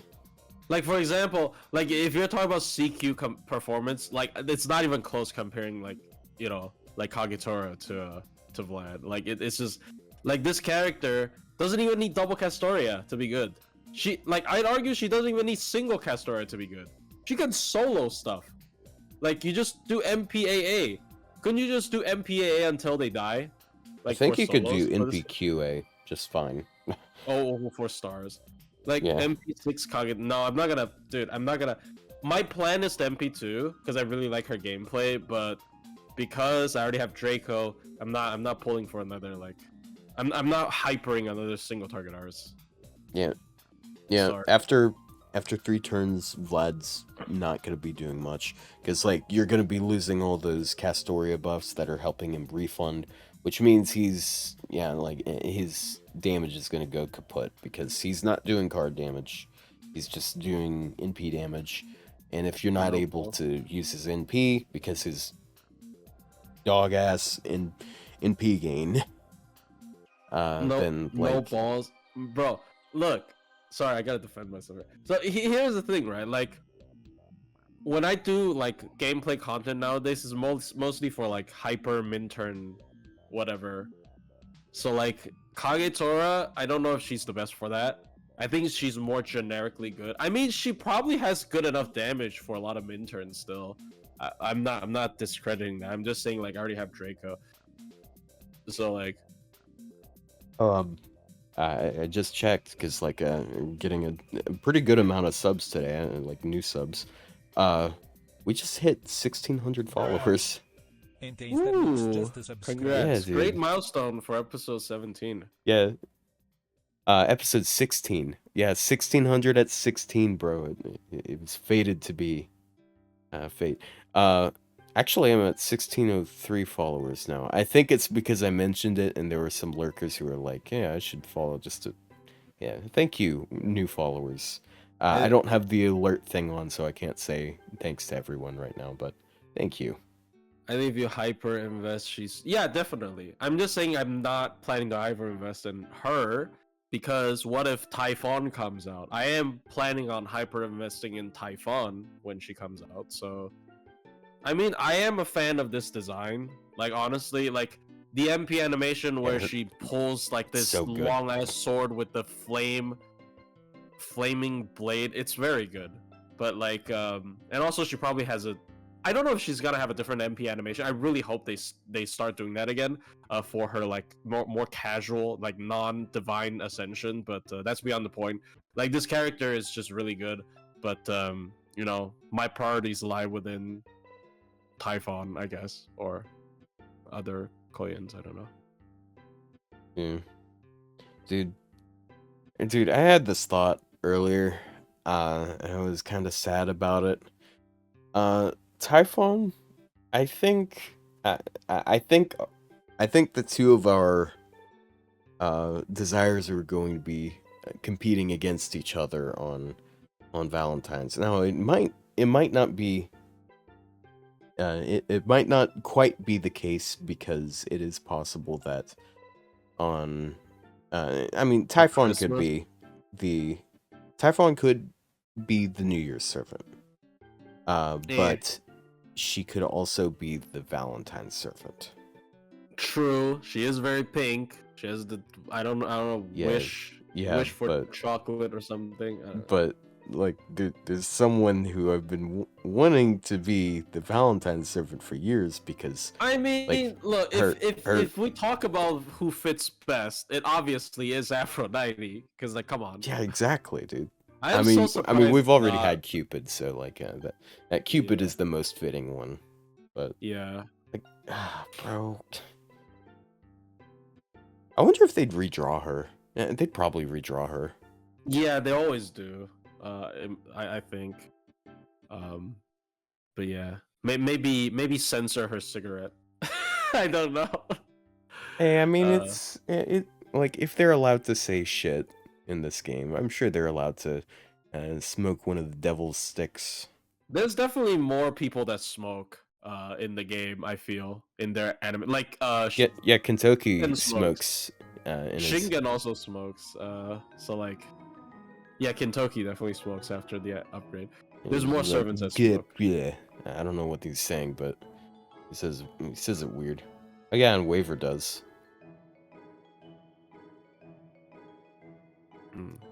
Yeah. And smokes that pack.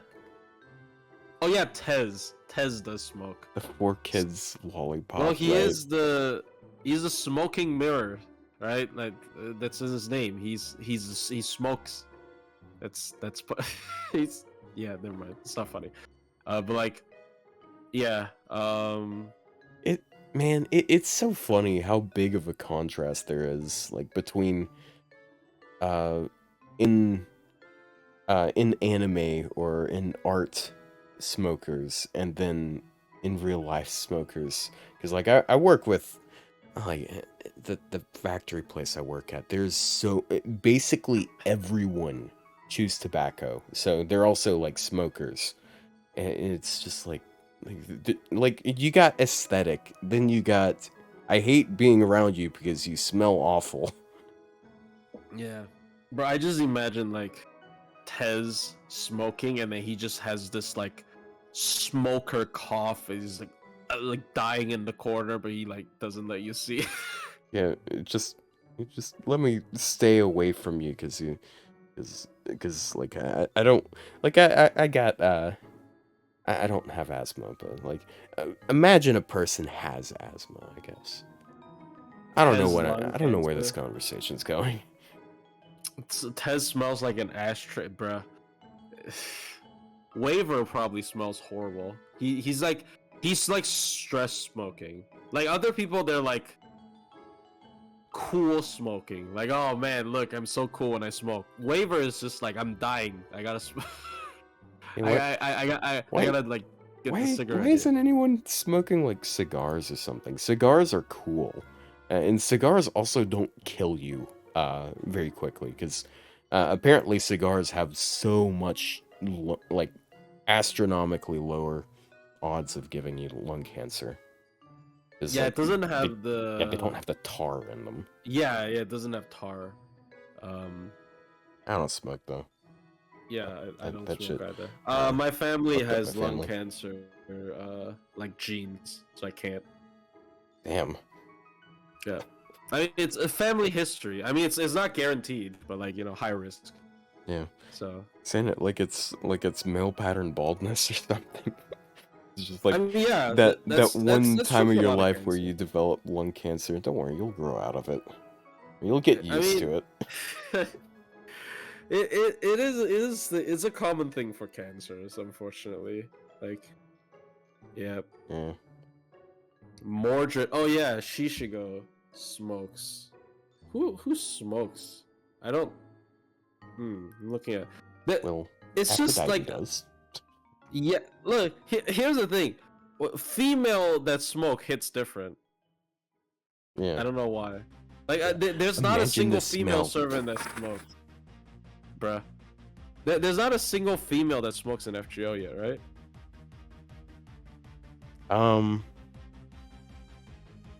Literally, I can't think of any summonable ones. Yeah, I don't think anyone smokes. I mean, yeah, I mean like playable ones. I don't think any female servant smokes. Mordred, does Mordred smoke in the animations? Bro, she's the kind of like, she smokes because she thinks it's badass, and like because Saber told her to not smoke. Yeah, like that's the only reason why she smoked. Ryder Carmilla should have smoked. Rebellious. That's all. Carmilla, bro. Carmilla after Liz might smoke. Yeah. Yeah. Why are we talking about this again? Okay, never mind. Kenshin.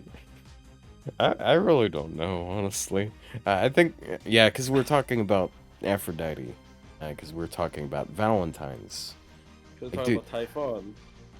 yeah, dude, like the last two, is it three? I think it's the last two Valentine's events. I've been like, I've been sitting there during the stream like, surely it's this year, and then each time it's stolen by someone from Hollow Ataraxia. And this year who's it's Pope Joan. Oh yeah, it's been 3 years. Fuck, man. Dude, imagine a pope getting a Valentine's event before the goddess of love. A pope. What a society, man. Yeah, nice one. But yeah, I mean Kenshin Impact, true. Kenshin Impact, bro. Yeah, I mean, yeah. I honestly, I don't think there's too much to. I don't think it's hard to convince people to think Kenshin is strong. Like, spammable full buff purge. She still has an anti-trait, so she has ways to bolster her damage. Very good arts card. Very constant crit engine. She feeds herself stars plus star absorb. You know, and like just hard defense evade, I guess. Like 50 MP battery. There's not a bad thing. There's not a single bad part about this character. Like maybe skill 3 could have been cooldown 5. Nah, it couldn't, because it has overcharge. This game thinks overcharge is broken for some reason. Yeah, man. But it is 2 stages as well. Like 2 stages with Castoria is like 3 solemns, no? Yeah. Yeah, and then If since only she's she- always in ping, you can just you can overcharge it another. So you can just there, bam, like 4 for everyone for 3 turns. Yeah. Yeah. 4 hits. If only she was AoE. Oh no. We already, dude. We got Joan. We got Melusine, Summer. We don't need another AoE arts ruler. I swear to God. Yeah, and then we got Io. Then we also got Moriarty. Like we've had so many of them. It's actually kind of hilarious, dude. Imagine though. Imagine if they if they made her AoE, but they didn't make it. If they like gutted her refund, so it's comparable to what it is now. Imagine that. That'd be pretty horrible. Would people be really upset at it still? Yeah. No, people would just be upset because it's another AoE arts.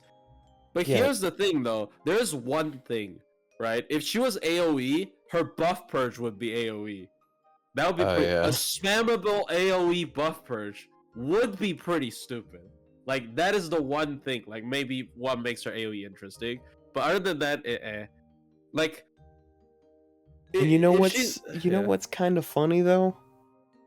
Murasaki has a better version of that, in my opinion, because preemptively stopping their buffs is actually better in a lot of situations.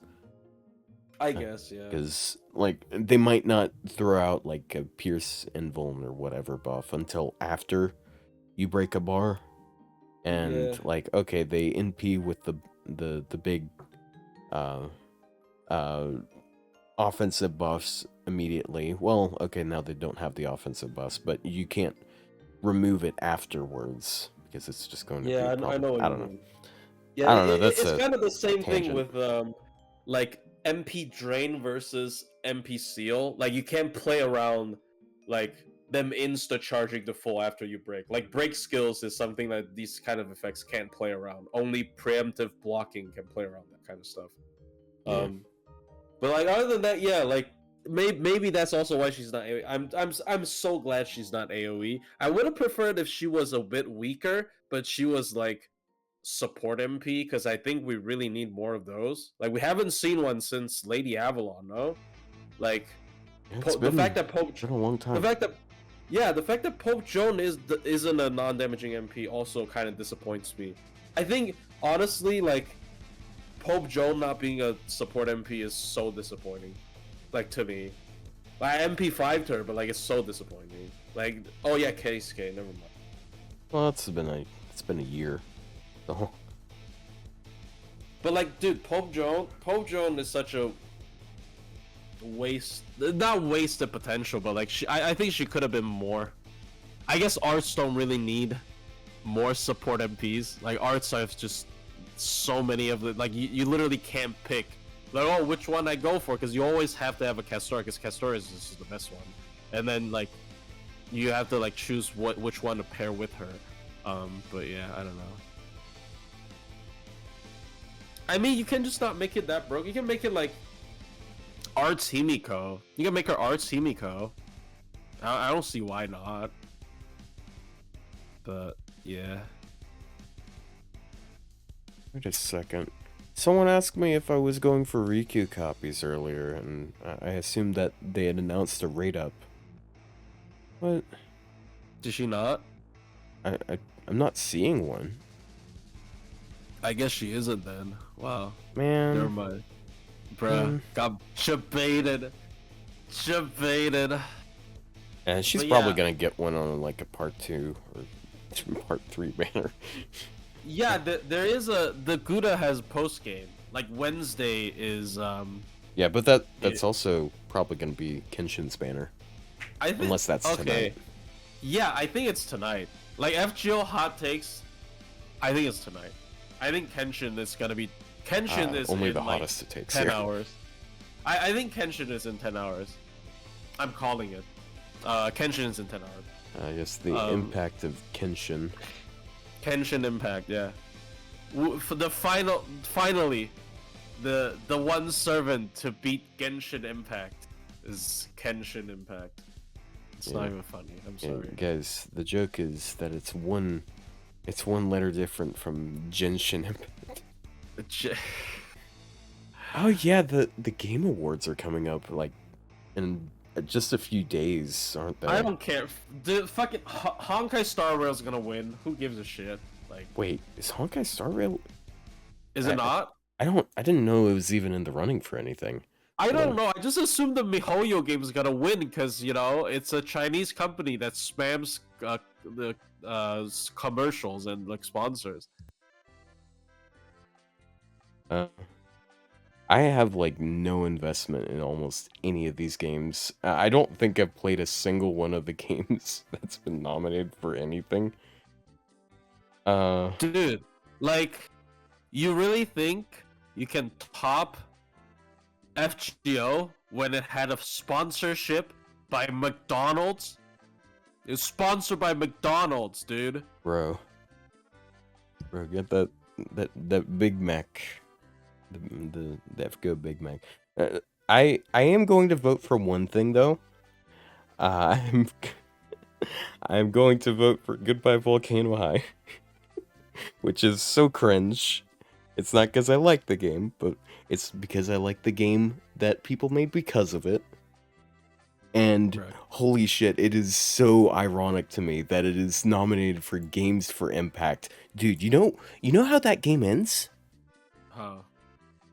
A meteor hits the planet and everyone dies. That is the most impacted game like I've this year. Like there's oh my god. It's fucking great. Oh yeah, spoilers everyone in case you're planning on playing the gay dino game. No, it's actually Tunguska. Don't worry about it. Yeah, dude.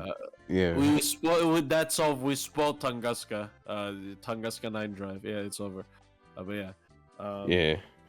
Yeah. I love how the meteor does like 2 damage. But anyways. Yeah, unless you 120 and P. Yeah. She still does like 3 damage. All right. Not taking it. The gay what? I mean, they're dinosaurs. Like, yeah. I know it looks like a flying dolphin, but it is a dinosaur. I assure you. But yeah, Kenshin Kenshin Impact soon.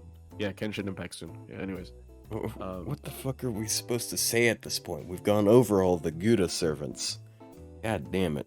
And we can cut the episode short.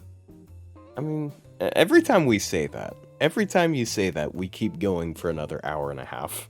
No, we got nothing to right. go. Like, right. I wanted to like mention raids, either future or past raids. That is. What do you mean? Yeah, because we just had raids like yesterday. Yeah, and I mean, I did 400, and I don't want to look at it anymore. I'm joking. Like, yeah, 400. I did like I think I did like 150, 160. Of course, mine don't count because I didn't manually do them. Bruh, I mean, it doesn't matter. Raids are dead. They go way too fast. I mean, no. So the raid yesterday was planned to end in 24 hours. So it was gonna end either way. Yesterday's raid. Dude. And it was really funny. It still had like a couple 100K before it. It had like 60,000 like a couple seconds before it ended, and like it just instantly ended when time lock changed. So like I'm pretty sure it's a scripted loss. It's a scripted win for us with the raids. Like it would have just died anyways. But yeah. Yeah. It is basically time-based for the last raid. I see a lot of complaints where like, why the last raid only have 2 mats when the other raids are so separated, which I honestly agree. I don't think they should do like so many materials for this 4 separate raids, and then they did like only 2 materials for the final raid. Dude, I don't care about those materials. I got 1.4 billion QP now. I had like a couple 100 million. Like, dude, I'm living it up over here, dude. I have so much QP, and I'm actually having another problem, which is ironic, considering how I just said, like, yeah, fuck mats. I don't have mats. That's the problem. Like, I looked through all these servants I might want to get some leveling done on, and I'm missing a bunch of gold mats. Okay. I farmed so much bond yesterday, so I bond 10 Tiamat from like bond 7. Wow. I bond 10 Pretender Liz from like bond 8. The most insane one was Draco. Draco went from bond 12 to bond 14 and almost 15. She's 200,000 away from 15. Sheesh. Because of the Koyan CE that boosts 20% bond for animal trait, and I could bring 2 of them. Dude, so Draco rapidly approaching retirement from that one event. Bro, she came out like 7 months ago, dude. I mean, I'm not gonna retire her because she's Man. So but also, Oberon, I also got like 2 30 quartz bond increased from Oberon. I got 1 from Castoria, but Castoria was already very close to 15 anyways. It was gonna happen like sooner or later. Yeah. Well, I made like the better part of, how much would that be? Like 700,000 bond on Suzuka. She's 427,000 away from bond 11 now. Although bond 11 isn't really going to matter that much because no matter what, I'm going to need at least 2 copies unless I go up to bond 12 to get her to 120. It's such a shame that she is an animal trait. Like, genuinely. Like, yeah, she's not a real fox, but like, Shiki's not a rabbit. Like, come on. It's a really stupid, like, I don't understand. Suzuka, yeah, just turn your ears into rabbit ears right quick. That'll make you count. no, Summer Cast Star Ascension 2 doesn't count. Really? That's Yeah. interesting. It's really stupid as well, because Bunyan counts, Shisho counts, Shiki counts, not Summer Cast Story Ascension 2 for stupid reasons. None of the Liz are animals. Yeah, they got tails and horns, but that doesn't count. Yeah, they're like demons, I guess. They're not. It's not a dragon, guys. Trust me. But yeah, but Kiara is a fish. Stolfo Saber. Bro, I think she's just racist. You grailed in 120 to racist. I grilled in 122 racists. Oh yeah, that's true. That's split from one racist. But hey, at least one of them. At least you also 120 to bisexual. Clip it. Both of them are 3,000 bond away from 15. I want to save it for a special occasion, but I don't know what. I basically, there were multiple raids that were very easy to do with Koyan Light, because the big purple dude, Archer, was man attribute, but I couldn't use it because I was saving it for, I don't know what I'm saving it for. I hope there's a Koyanskaya based celebration or whatever, so I can bond 15 both of them at the same time. But I don't know. Yeah. Dude, at this rate, I will be able to bond 15 both Koyans and Draco at the same time, I reckon. So I don't know. I mean, hey, yay, 90 courts or something. Whatever. Yeah. Well, I did the opposite. I 120 to black person. Sorry. I felt like adding that. I'm not sure why. Are you gonna bond 15 Durga? I did use Durga for one raid. One of the raids was really difficult to do. It was the centipede one. The purple guy. Purple guy. With the centipede that has taunt and invul. So what I had to do was Durga's MP that barely kills the centipede because it's demonic berserker, and then Draco chain after it to finish off the main boss. So but other than that, I didn't farm anything with Durga. Durga was just, there wasn't a good node for Durga to raid. Tiamat was much more used for me personally. But yeah. Purple guy? Yeah, William Afton, yeah. Man behind the slaughter. Gray? Oh yeah, I heard the Gray comp, because I think I tried Gray for a bit, but she didn't do enough damage. But I wasn't thinking enough. Apparently Gray with Caster Wu was able to one-shot that one, which is pretty funny. Damn. Yeah. So that was a great demonstration of Caster Wu's intent.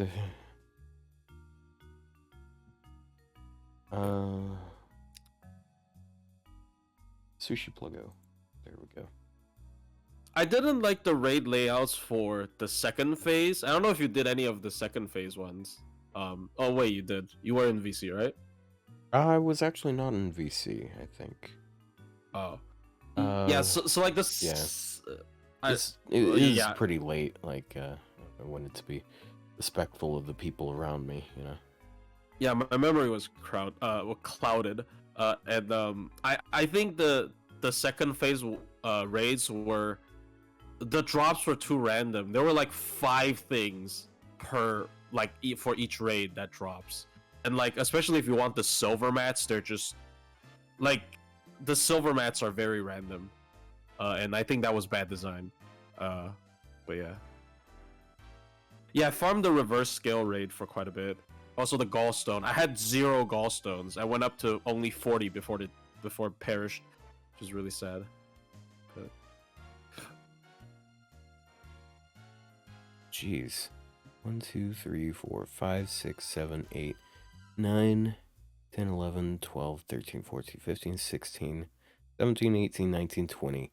20 new followers just today. Damn. Wow. Holy. People really excited about Kenshin, I guess, because like Yeah. the promotional post that I did was obviously with Kenshin's face.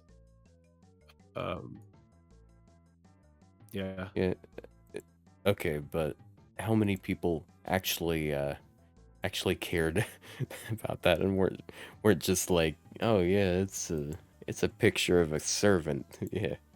There's a picture of a Takeuchi servant facing frontwards, facing the camera is pretty common. Like, Is it common though? Isn't it just stare. it's just it's literally just what's your, oh my god, Tonaliko, no? Like Okita has a Basically. dynamic pose where she's jumping towards you with It's the sword. more Summer Castoria, honestly. Yeah, oh yeah, Summer Castoria, Tonaliko, and Kenshin. I'm glad Kenshin has a final slash. I like the pose where like the dynamic pose in the end. I always enjoy those. It's similar to like Okita Alter, where like you know like after the slash they end with a pose in the void. Like yeah, like for some people I heard like it gets pretty old, but I genuinely enjoy those pieces of art.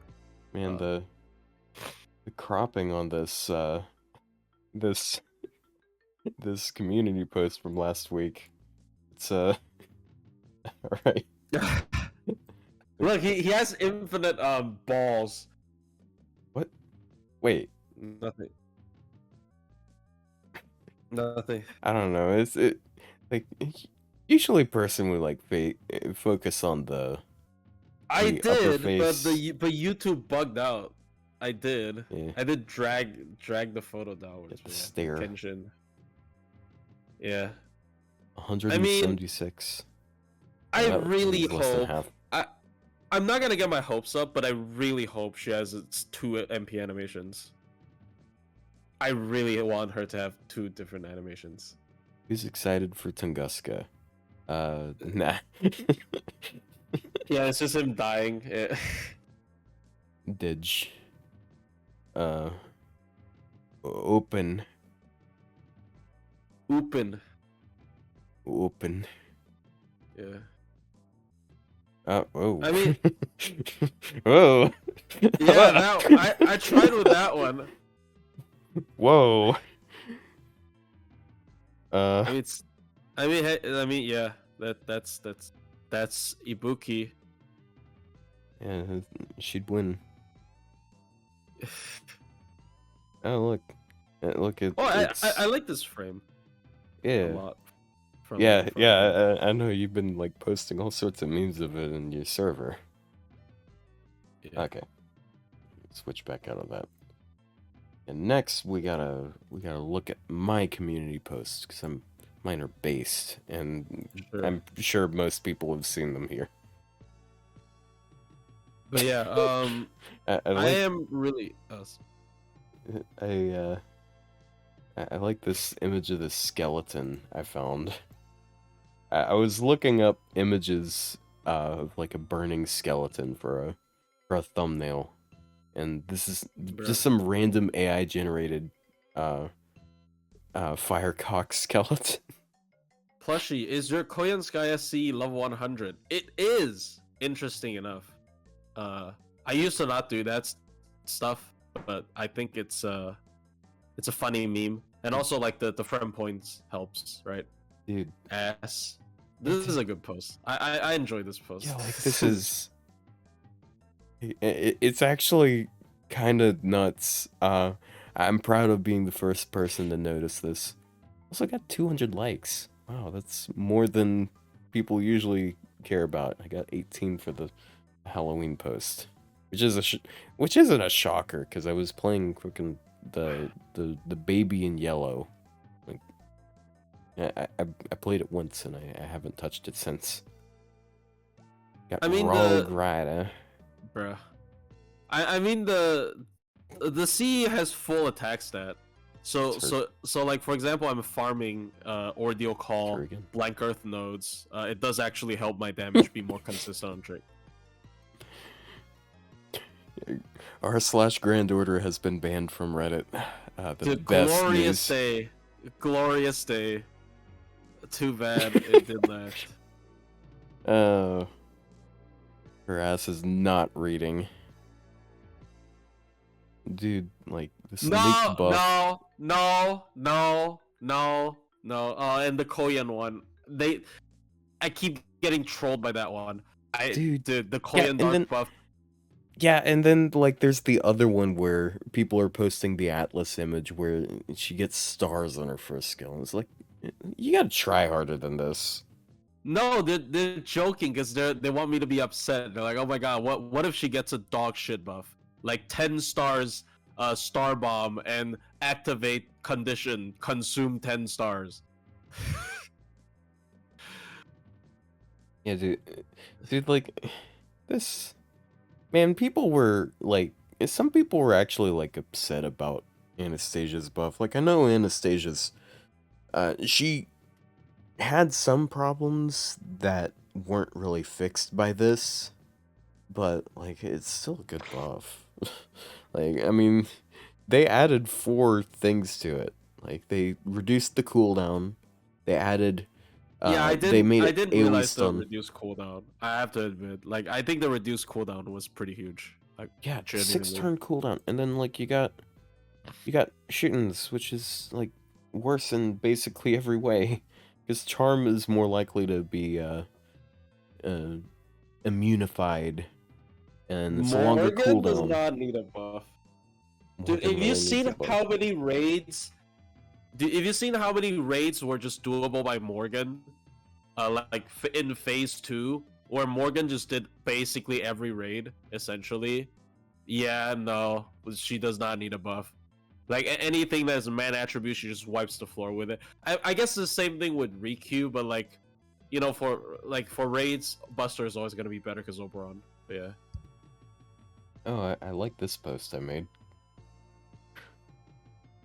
Yeah, it's I stole it from someone, but yeah, I like this one. Man, imagine that as a Valentine's servant. Oh, I take it. jeez. I think she'd be interesting. Oh man, I don't know how well that would sell.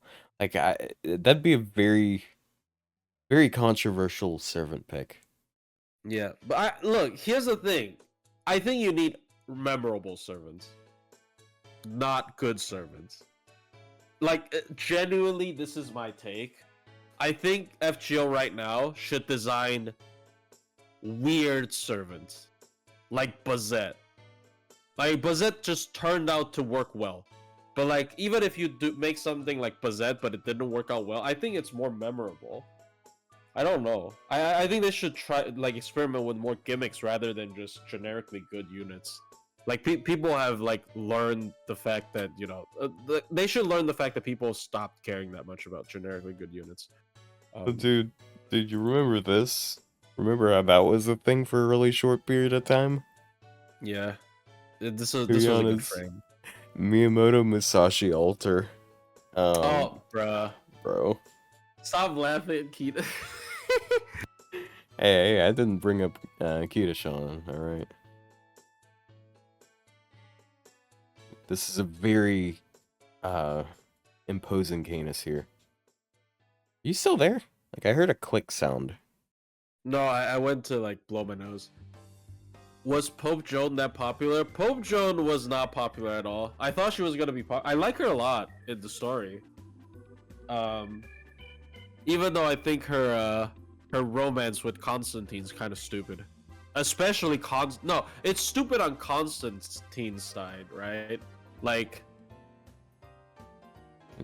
his whole thing in... Mom said it's my turn on the Xbox. Bruh. His whole thing in Traum was like, I feel so bad because I was the last like emperor when Constantinople fell, and he was like guilty, so he wants to like sort of redeem himself. And then the moment jeez. he sees a pope, out of everything, he sees a pope. He's like, oh, I'm a simp, bruh. Like that, dude. Really? He's like, oh, I don't care about, I don't care about like the one PTSD event that defines my entire character anymore. Pope puss. Okay, I can't say that on stream. Excuse me?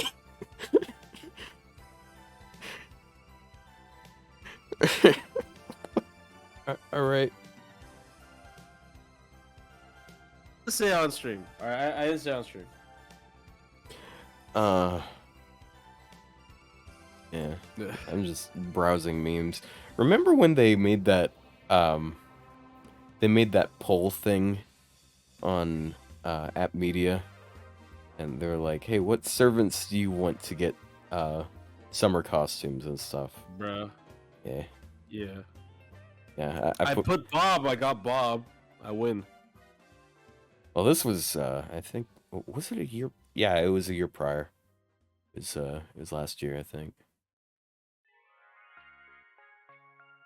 Did I talk about how fucked up Pope Jones' story was on stream before?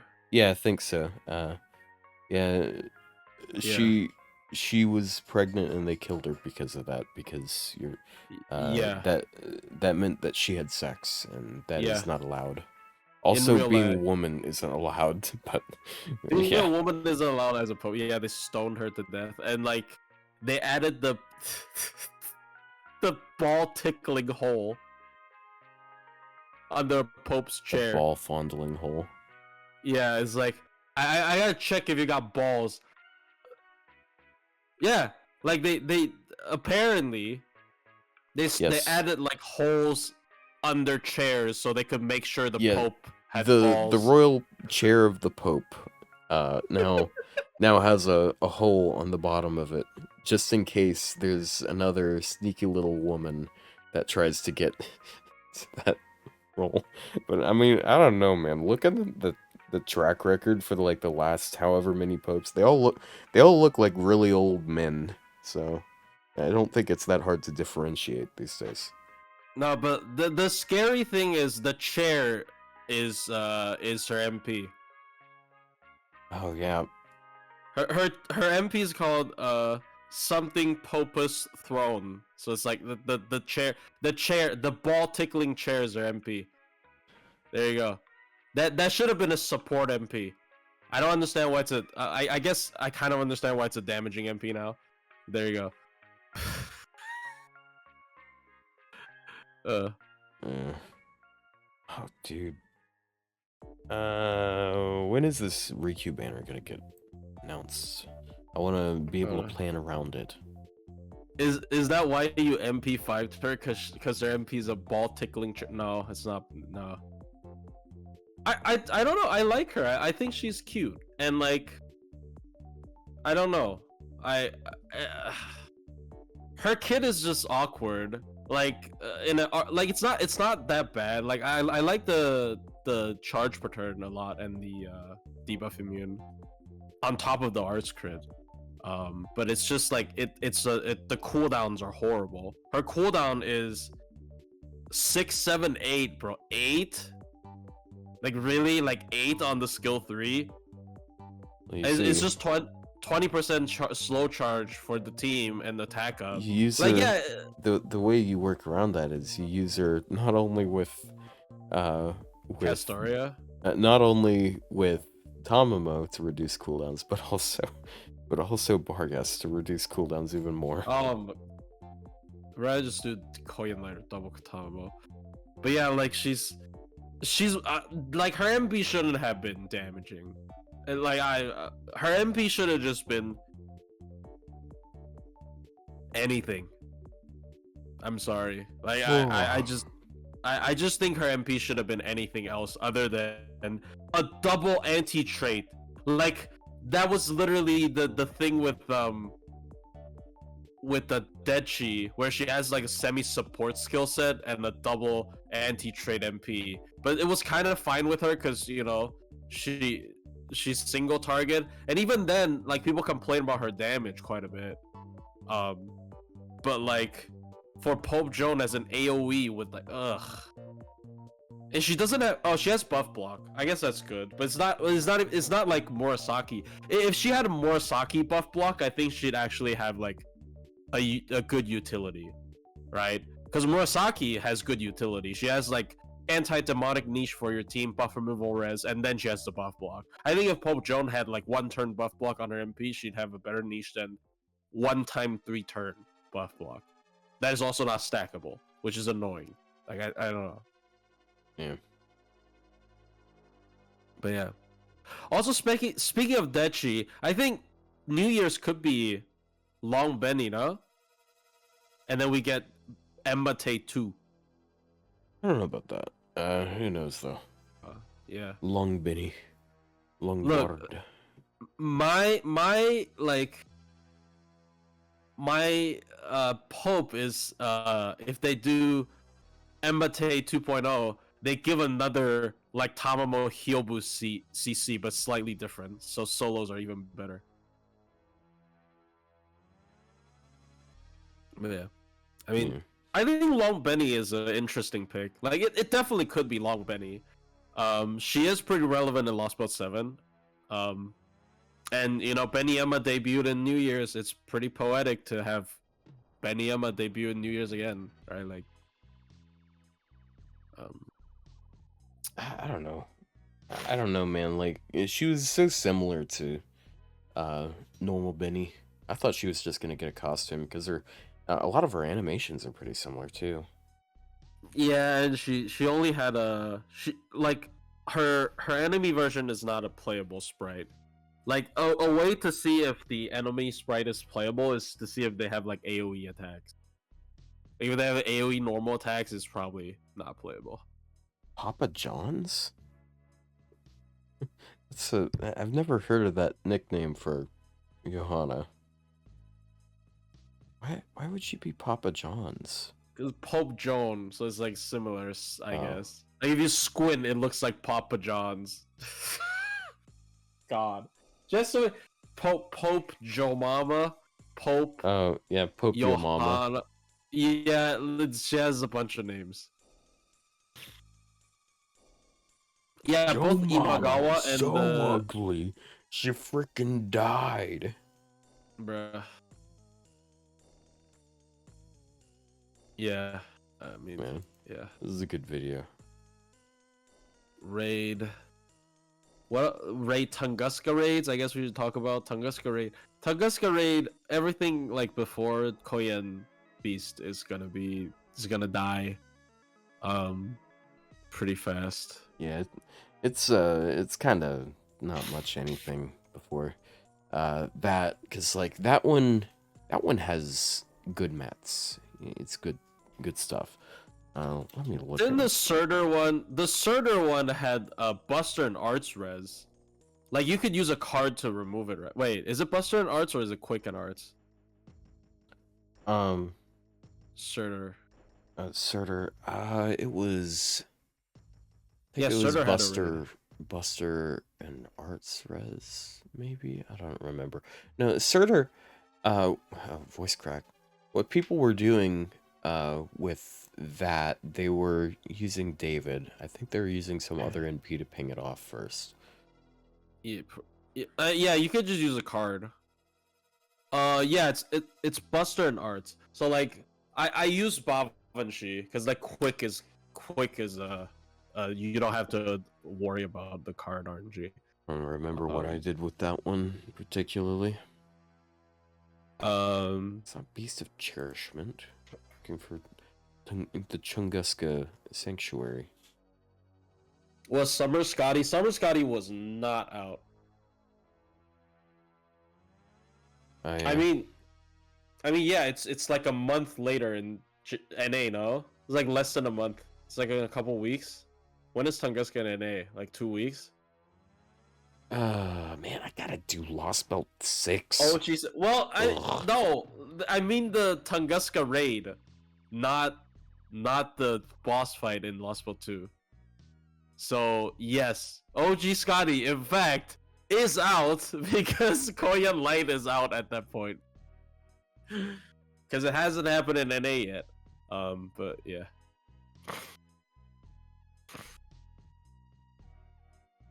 Wait a second. I don't know. Why is the battlefield there both forest and burning field? Because it's Tunguska. Tunguska, the area was a forest. Okay. I And guess that makes the sense. burning field is the meteor. Yeah, congratulations, people who... the one person that likes using Jaguar Warrior. You can get Starjin and Star Absorb in that boss fight. Congratulations. It's very good. Oh, Also, man. huge spoilers that Koyan Dark is not dodgy. Quite a bit of people are upset about that. Why Yeah. did you... Why would you say it then? Her MP already spoils what she is. Oh. It doesn't, like, everybody knows, right? Have you not seen okay. her MP? No, I haven't. No, I I mean, have kept you my haven't- eyes for you the might last... have you kept might my have not eyes seen shut her for the MP do last 2 years. damage, but like, Man, just looking at this raid, like the drops on this raid, it's so good. Like, you got all of the gems. Like, it's kind of random which ones you get, but you're still gonna get several per. And then, like, you get mirrors, you get those snake eyes. you get Lost Spell 6 stuff. Yeah, you get dust and bells. Tiny bells, not the bells from Lost Belt 3. Yeah. You get a bunch of QP. This is just genuinely such an amazing event. Tunguska 9 Drive isn't a giveaway. Tunguska was it? Yeah.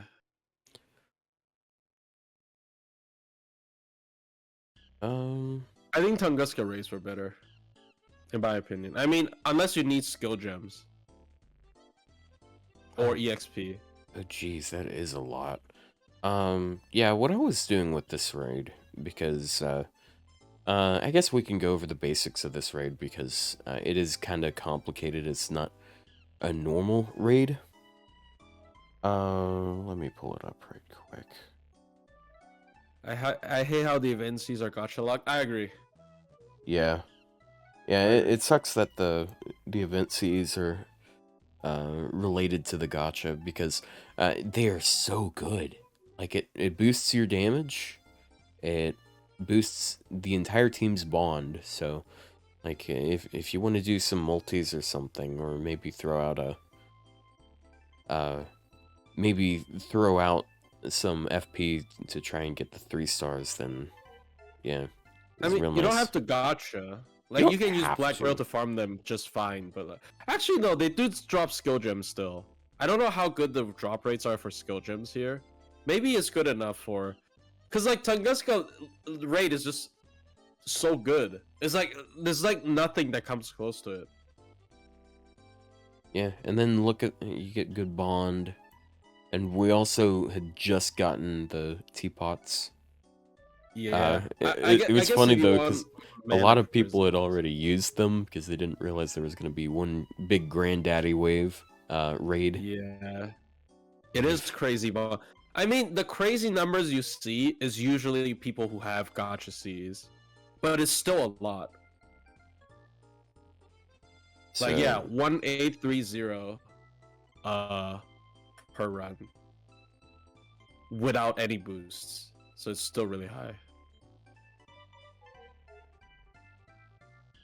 I guess I can sort of bounce off of this. I know it's plagiarism or something, but not all of these are going to be good options for this fight. Vritra is a pretty good option, I would say. Not one of the best, but she can work. I gotta say sorry, just to no, I was just gonna reply to someone in the chat. So like, yeah, sure. All the other raids before Koyan doesn't really matter. in my opinion. Like, yeah, there are specific mats, but like those don't last very long, and those like NA might not farm them as hard because like back in JP we didn't know we were gonna raid Koyanskaya Beast, so because it was a spoiler, so they didn't spoil it. But like maybe NA would slow down on I'll that, be but right like back. those usually die. Those die in like 1 to 2 hours. It's so bad. Yeah.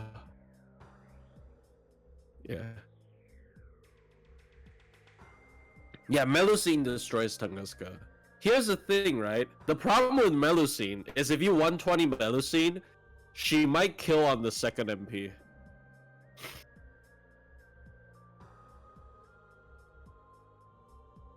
She might kill the optimal way to do it is to kill on the third MP, because Koyan Beast summons 2 lackeys, and she can summon a total of 6. So if you want every single drop for per 40 AP, you want to kill all 6 of the mobs she spawns in. And if you kill too early, you don't get the drops from the mobs, the side mobs.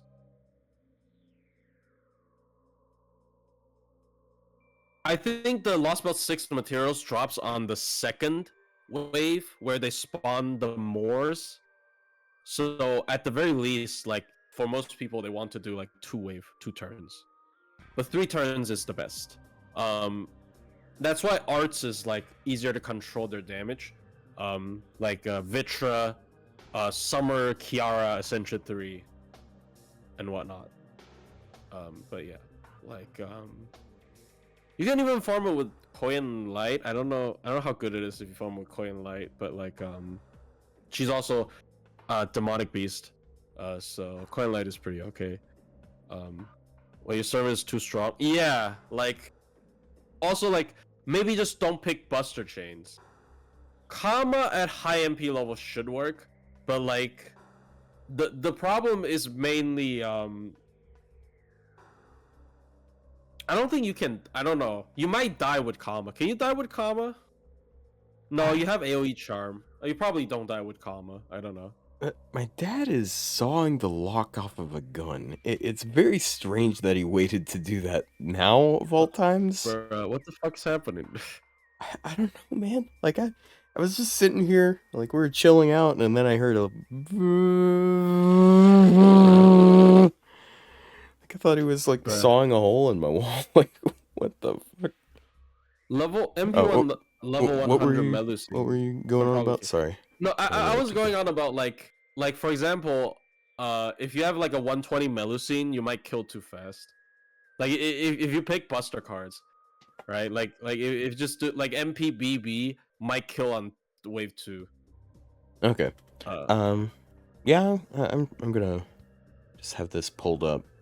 So there's actually some other pretty good options. I think Ibuki strikes a really good medium, especially since, excuse me, there's a couple. It's like there's mobs that are casters or lancers, and Ibuki can take out the lancers really easy. It's also nice because her buster cards are really good, so you can crit. Yeah, if you have a lower MP level, yeah. So, yeah, you also have the option of Melusine, which is what everyone's been saying. I would say that Summer Kiara can be a pretty good pick. I don't remember if a lot of people were using her, but since she can be a fish. I did use her. Ascension 3, yeah. It's pretty good. Yeah, the fish. And Vitra. I use Vitra. Did anyone use Lightfitch? I was teasing at the idea, but I don't know. Because, like, she can't consistently loop. She probably needs face cards. And if she gets really unlucky, you're gonna get normal attack. Like my setup with Ibuki was dependent on me getting normal attack, but that was, I mean, like, you're guaranteed to get attack because she's AoE. she can't, like, you can't get unlucky, but like, yeah. I think I even did dual core. I did like Kijo Koyo plus something at the end. I don't remember. Whatever, it doesn't matter. I do think AoEs are the better pick though. Like, there's actually not that many. Like, you could still use non-demonic beasts. Like, if you have a jacked up Spishtar, it works. You have a jacked up Summer Kama, probably works. Yeah. Yeah. Yeah, it's just like you gotta hit 3 times AoE. Yeah. Did anyone? No, Cat's too awkward for it because of her Sleep. Sleep, yeah. Self If stun. Quan like, actually, I mean, she gets hit. Oh no, it's a stun. I'm stupid. Yeah, it should have been a sleep. Whatever. If Quan like kills Beast 4, I mean, Koyan Dark is one of the easiest servants to solo that boss. So. Yeah, but she's not out at that time. Yeah, but she's not out. Yeah. Let's just give her a week. Oh, Dude, you know, if Koyan Dark was that banner, I would have gotten MLB all of the 5-star Cs.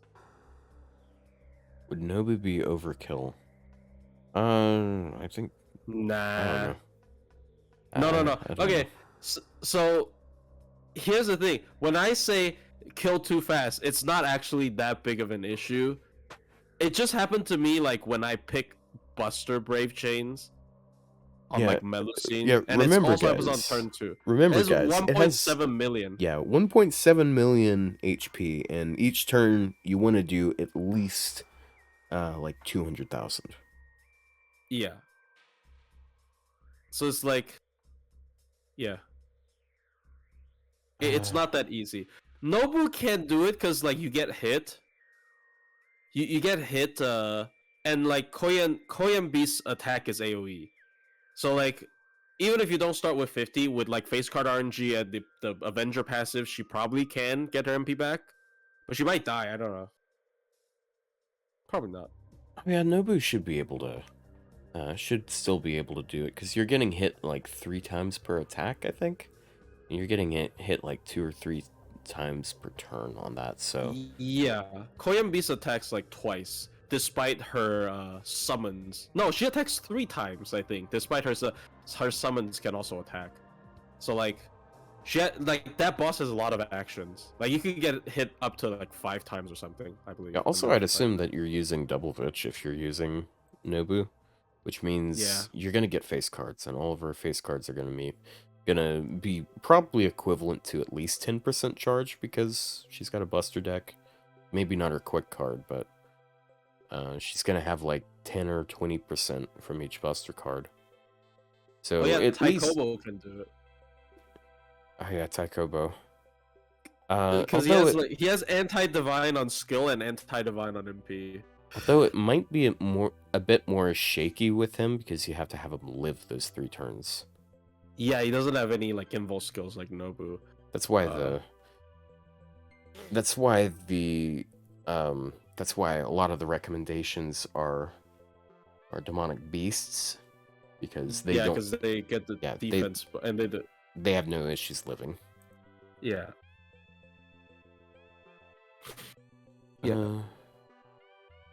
Like Vitra is unironically a good one, which is like funny because like people really don't like her farming, but she's unironically a very good one for that. But yeah. Man, Summer Vicky would stomp. She would stomp so hard there, but she doesn't exist. She's yet. not a. Yeah, Summer Ibuki soloed it as well. It's pretty funny. It's funny how hard Ibuki in general just stomps Tunguska, like all of Tunguska. It's lore accurate too because that's how it is in the story. Well, they made the NPC not take MP damage, no? I think like she has a 3-time invuln to NPs. Yeah, she doesn't take MP damage for 3 times. Like that's the special passive she gets. It's so stupid. She's a bit strong. Yeah, like that was what I still think the easiest way to beat the actual boss fight is Tamacaster. Because she just can't die. Yeah, she actually can't die, and like the boss kills itself. It's like a stall. It's a stall thing. The boss because of story reasons she kills herself with curse. So like there was an interesting 3-turn of that boss where it was like Doman, Bavanshi, and all that, and they just stack like a million evil curses, and her last bar just dies from the curse. It's just pretty funny. But yeah. Oh no, it wasn't. It was with Taisui, actually. Yeah, it was with Taisui. So... I guess that would fit. That's such a weird pick. But yeah, you wouldn't be able to do that this year. Yep. Smobcast only had 25 less viewers than Green Man. Our goal is to have more viewers than the Green Man. Actually, for a while we had more. That was back when we were talking about. We were talking about one particular thing, and we're just sort of bantering about random shit. I mean, I guess we're not. It's not too random. What other options? I could use Murasaki. What am I thinking? Because she has anti-demonic. Yeah. Actually, I don't know if she'd one-shot the mobs. What are the mobs again? I don't think there's a writer. Oh, there is. There's Cerberus.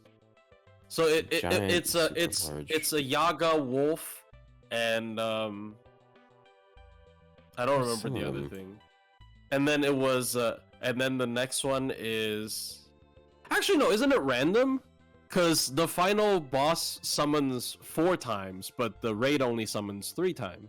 Or do they? No, they don't summon the final wave. There's 2 Morse. There's 2 the giant things. The Bergrisi and the Muspel. Isn't there a Cerberus or no? Or Cerberus might be boss only. Morse. Yeah, I think that's only on the final boss fight. I think it. Yeah.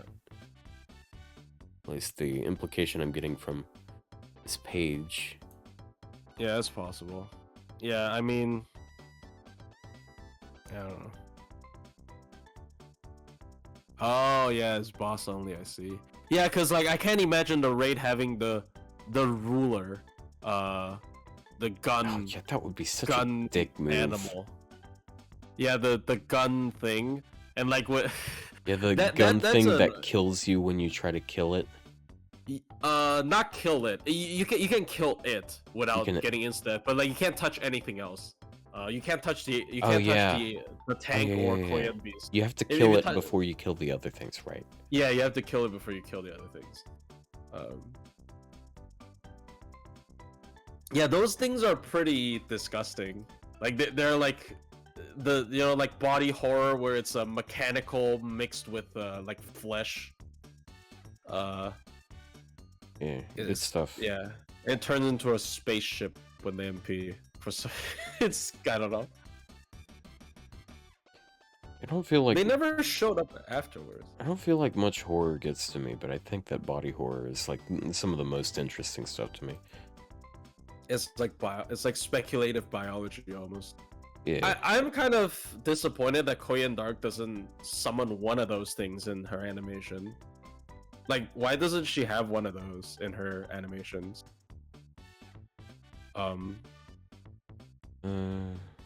It's weird. Like, it's one of her like mass production lackeys, but she doesn't have it. Napoleon's a funny idea.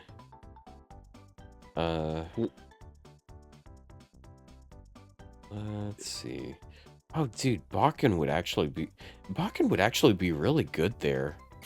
Was evil demonic? No, I forgot what was her. Yeah, evil and demonic, and then she's also a writer, so she'll kill the casters real easy. I don't. Yeah, she's Hominidae. And Gunlamu. I think they're called like slaughter beasts or something. It's direct translation from Japanese. I don't know how NA's kind of translated.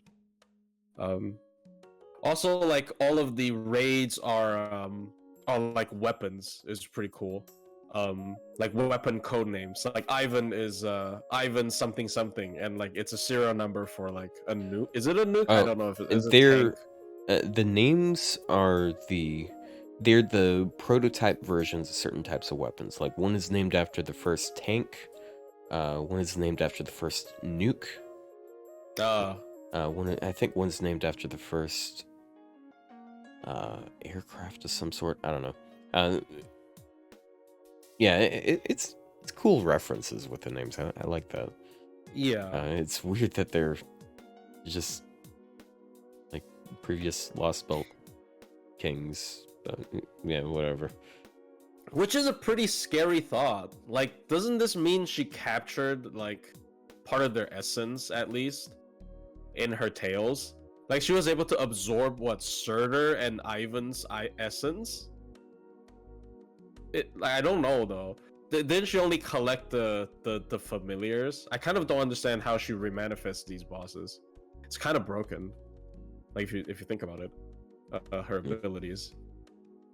Oh man, Tez would actually be pretty good there too, if because he's got super large and divine. Oh, true. She's a beast. Yeah, I don't know how strong she is lore-wise as a beast. I feel like she's probably weak. Like amongst all other beasts, she's probably a weak one. She's nerfed because of certain. Yeah, she was forced to manifest like prematurely, without all the tails. That's why she looks like that. Apparently, that's why she looks like a giant like amalgam. And feet monster. Yeah. Feet and titty monster. Yeah, and yeah, Cernuno's curse screwed her up in gameplay as well. That's literally like the best way to beat the boss is just you stall her out, and then she just like wears her own HP down with the dot. You could even bring a dot team for it. It's pretty effective actually with like Dolman and stuff. Yeah, the Vovoda. The Vovoda? I don't know. OE is really weird phonetically. It's like I've heard it I've heard it described as an E sound or an O sound or an S sound. Oh, Himiko's stall team is not back. She purges your buffs every turn. In the last bar. Right? Does she not? I thought she does. She purges her buff like every turn. I don't remember. Turns on the last bar. I don't remember what her last bar is like. I just remember that you have those gimmicks you have to deal with. Like you have to kill them in a certain order. Yeah, there's also the buff chance miss. Like if you don't bring the Taikobo NPC, your buffs are just gonna miss 50% of the time. Like your better bet is just to bring like a demonic beast that just like in the event they get so much buffs that they just don't die. Like that's why solos are so like solos with like Tamamo or like Koyan Dark. I mean, obviously you can't use it yet. Or with the NPC Ibuki is so good. It is because they don't have to land their buffs to not die. They just don't die. Nah, period. Dude, just do what I did and solo it with your own Ibuki. Your own Ibuki literally doesn't have the passive. I mean, it's more damage. Yeah, but I mean, it loses to be fair, you get your own guts. Like everyone gets guts. Oh yeah, everyone gets guts. And like when one of them dies, it buffs the other people, right? Like it charges NP. I think you get NP charge. Like when it procs, get NP charge, and I think it clears some debuffs or something. I don't remember. Yeah, it's. I only remember the NP charge. They write Ibuki was in the story because she was overpowered. She was like a. So we summoned like 5 different servants, I think, and she's the only one that didn't get unsummoned because she is actually demonic beast. Yeah. The others were not demonic beast. It's kind of hilarious that they like confirmed that we can actually summon her. It might be an Ivan situation though, because like Ivan, you can't summon Ivan normally. It's just they arbitrarily were like, yeah, I mean, With the Why lost belt not? situation, like it's Yeah. unique and you can summon him now. So it might be the same with her. I don't remember. What is the point of her there?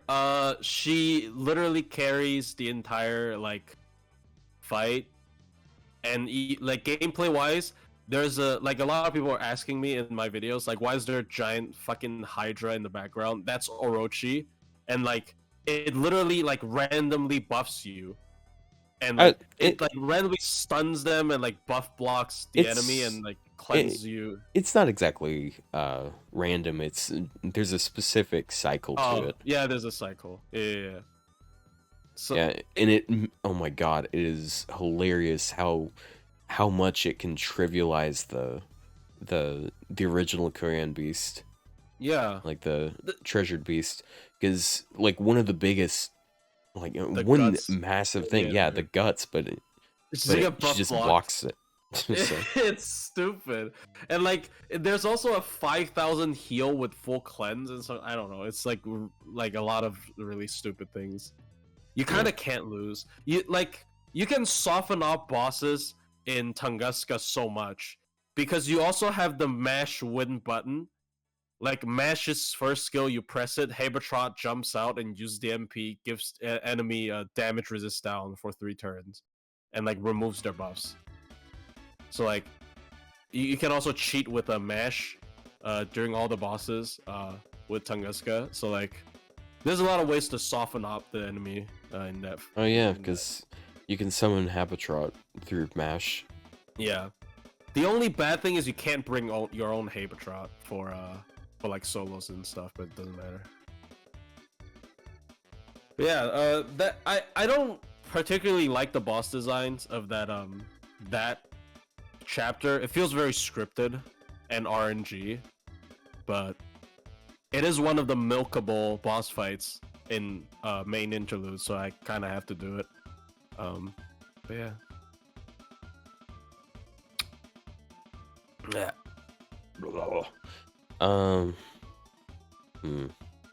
I mean, we can cut it short. Yeah, I'm just like looking at some other options we might have. It's funny, like half of the trait options for this boss, like because it's got recommendations on the wiki. Yeah. Half of them aren't even out on NA. I guess they've just Yeah, been spamming a lot of trait. they spam a lot of niche, demonic beasts as well, right? Like a lot of good ones. Like Tiamat would have destroyed it. Right? Like Tiamat is. Oh yeah.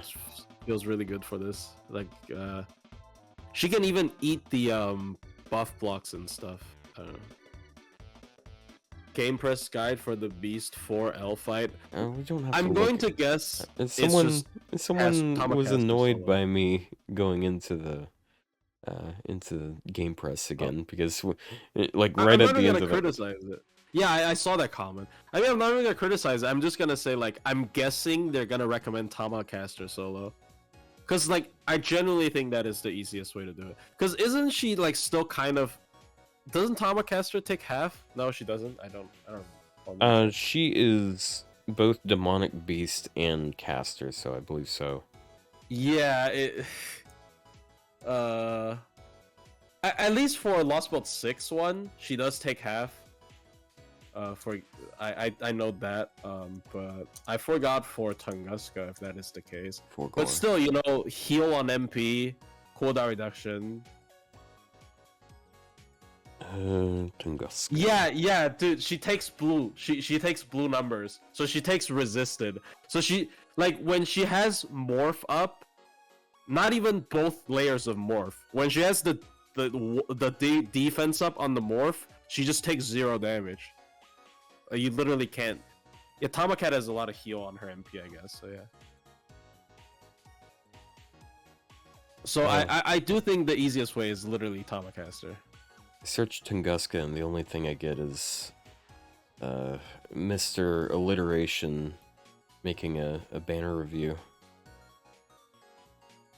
What? Who? Mr. Alliteration. The reviewer on Game Press that has has the really dumb titles. Vicious and Vivacious Vixen vitrifies vodka and violence. Look, okay, to be How fair, about this? it Alliteration always allows a lot of almost shit. It takes talent. See, it's not easy to do. Oh no! I got that far in seconds. I could do this better than him, huh? All right. But I won't because it's cringe. oh yeah, don't they do the same thing? Yeah, they do the same thing on the subreddit. Like they have like these puns that they work into a gotcha thread, and it's like, oh. Oh yeah, I was looking back at my footage. Is this scripted? On turn 24, I get another guts.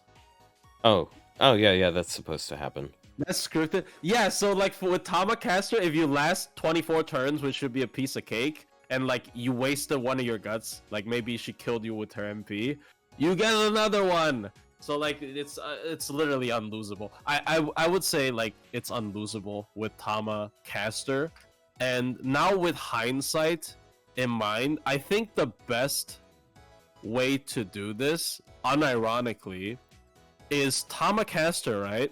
And you equipped all of her cards with curse command codes.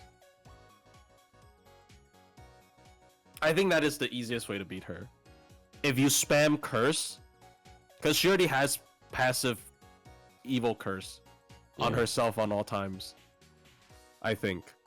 So if you do like Tamacaster, I wonder if Domon can solo it. I think he probably can. Cause he can rush the curse timer like a lot, and I don't think he's Hominidae, right? I don't know.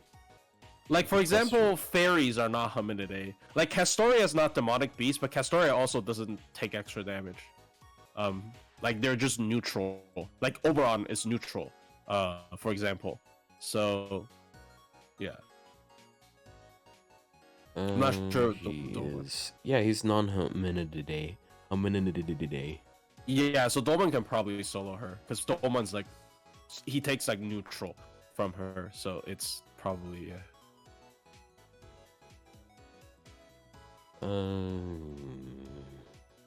So yeah, like if you speed up her decay, that's kind of screwed up because like it's Koyen. I do like her, but if you speed up her decay, she dies really quickly, and that's also one of the reasons why Koyen Dark is so good at it, because her skill 3 speeds up her own decay so much because you do Brave Chain every turn when you're soloing. So yeah, yeah. What the hell is Hominidae again? It's like human, but like different. I think it's like, I don't know what it is, honestly. It's like in between human and humanoid. Yeah, human as a species. Okay, I'm thinking humanoid, right? Humanoid is the one I'm not sure about. Because I think humanoid's supposed to be like something derived completely from a human. Like, that's why the exceptions are... I'm not sure why Summer BB is an exception, but normal BB isn't. But Ibuki is an exception because there is nothing human about Ibuki at all. Good with Shiome, I don't know, probably quite a bit. Like anything that spams curse probably hurts her quite a bit. But obviously ones that can spam both curse and evil curse is the worst one. So like Dolman and like Bavanshi are like her biggest counters because they're both non-Hominidae. I'm pretty sure Bavanshi is non-Hominidae because she's fairy. So like those are also like very scary counters for the actual boss fight. It's very easy to just humanoid or human-like. Now, are you trying to tell me that red hair is more human-like than Summer BB? Yes, because he's Lubu. Yes. Yeah, sure. Yeah, Yeah, I don't know about that, Chief. Yeah. Also, don't take my. This is not a guy. I made a video called "Every Boss in Tunguska versus Koyan Dark Solo," but it's not actually a good guide because this is not the actual event version. This is a nerfed version because you don't get the damage bonus from main interlude. Oh yeah, that's true. Yeah. But I mean, it should still work. Like, it's just Demonic Beast just kind of smash her. I don't know if this is a good design. Like, it's so polarizing. Like, if you're bringing like all like Hominidae servants, she wipes your team like very easily. She can just like accidentally do a couple of crits and then your entire team just dies. But if you bring like a Demonic Beast, you just insta like auto win. Like even if you don't have a good tactic. What? He said auto win. He's me. Yeah, it is. Yeah, it's you. But yeah, I don't know if I like this boss design, which is a shame because like obviously Koyan Sky is like my favorite beast right now, but her boss design isn't my favorite. Yeah, it is what it is. They should buff her. We're coming back to this. They should buff her. No, right? Like, come on, guys, like. We always gotta come back to this. Brother, this is unhealthy.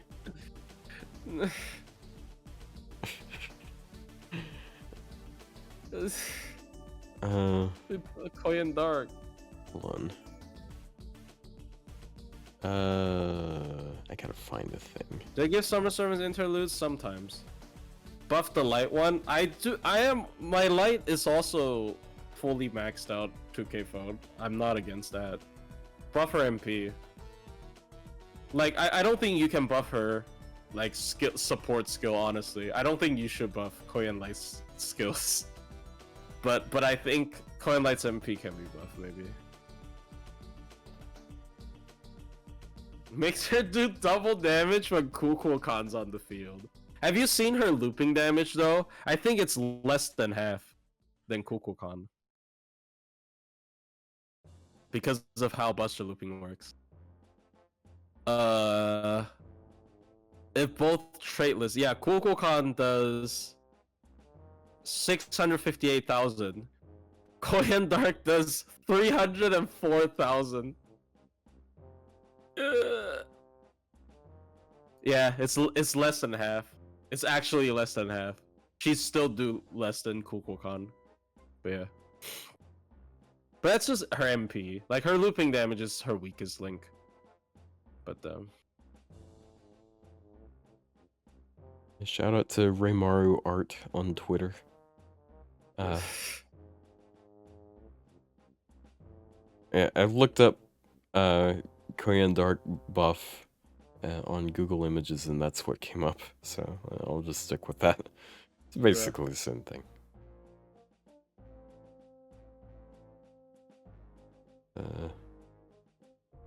They should change Light Vitch's second skill to work like Salter's, but no. No. Do not. Do you know who would have... Oh, so what you mean is when she uses her NP, it gives her 5 stars for every enemy hit. Got it. Okay. That is probably irrelevant. Is it irrelevant? Huh? Wait, no. No. That's dark. No, they said light. They said light, not dark. Oh, so, dark. So, so light. So light is gain 10 charge. Ugh. So that's just like everything Buster loops. That's just every Buster gets 60 refund, no? Because double Koyan, so it's 20 per enemy. So like... It's cringe.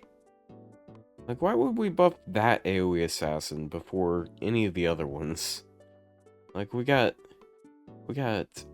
Semiramis, we got Shootin', we got, I guess, Cleopatra. Cleopatra isn't too bad, but she definitely could use a quality of life buff.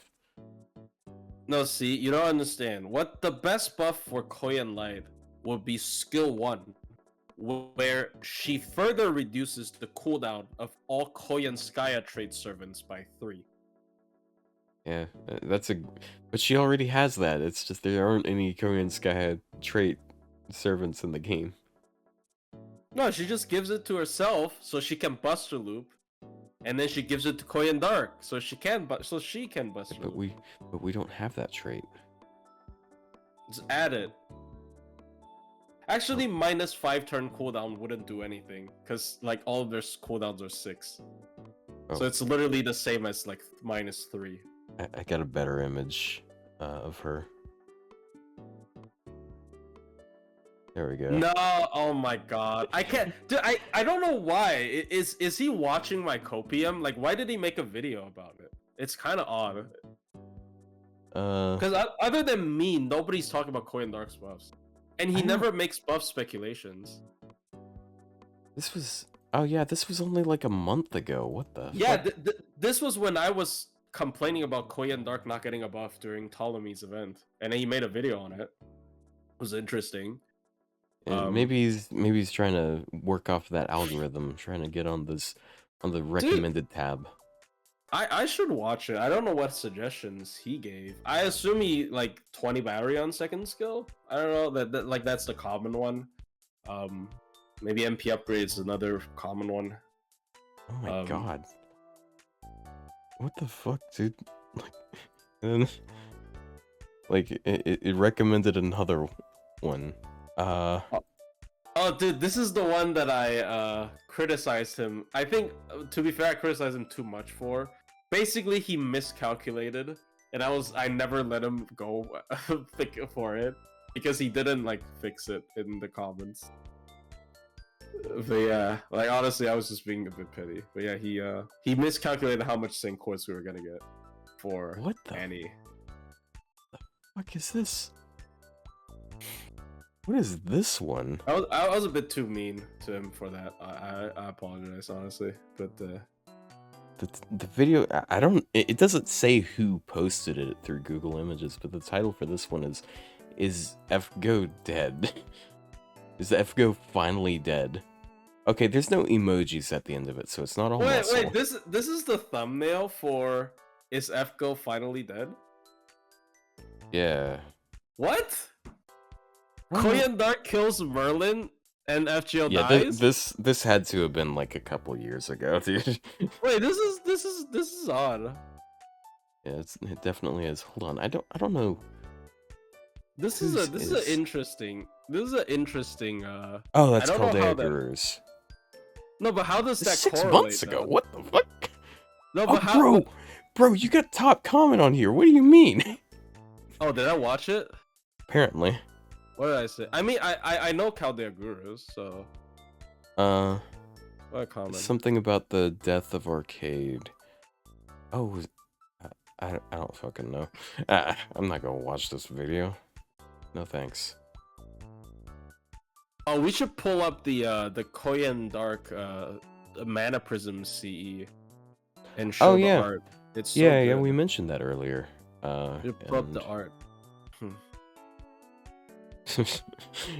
Pull up the art. Alright, you can't contain it, I hear. Why did Koyan went to Burger King? I don't know.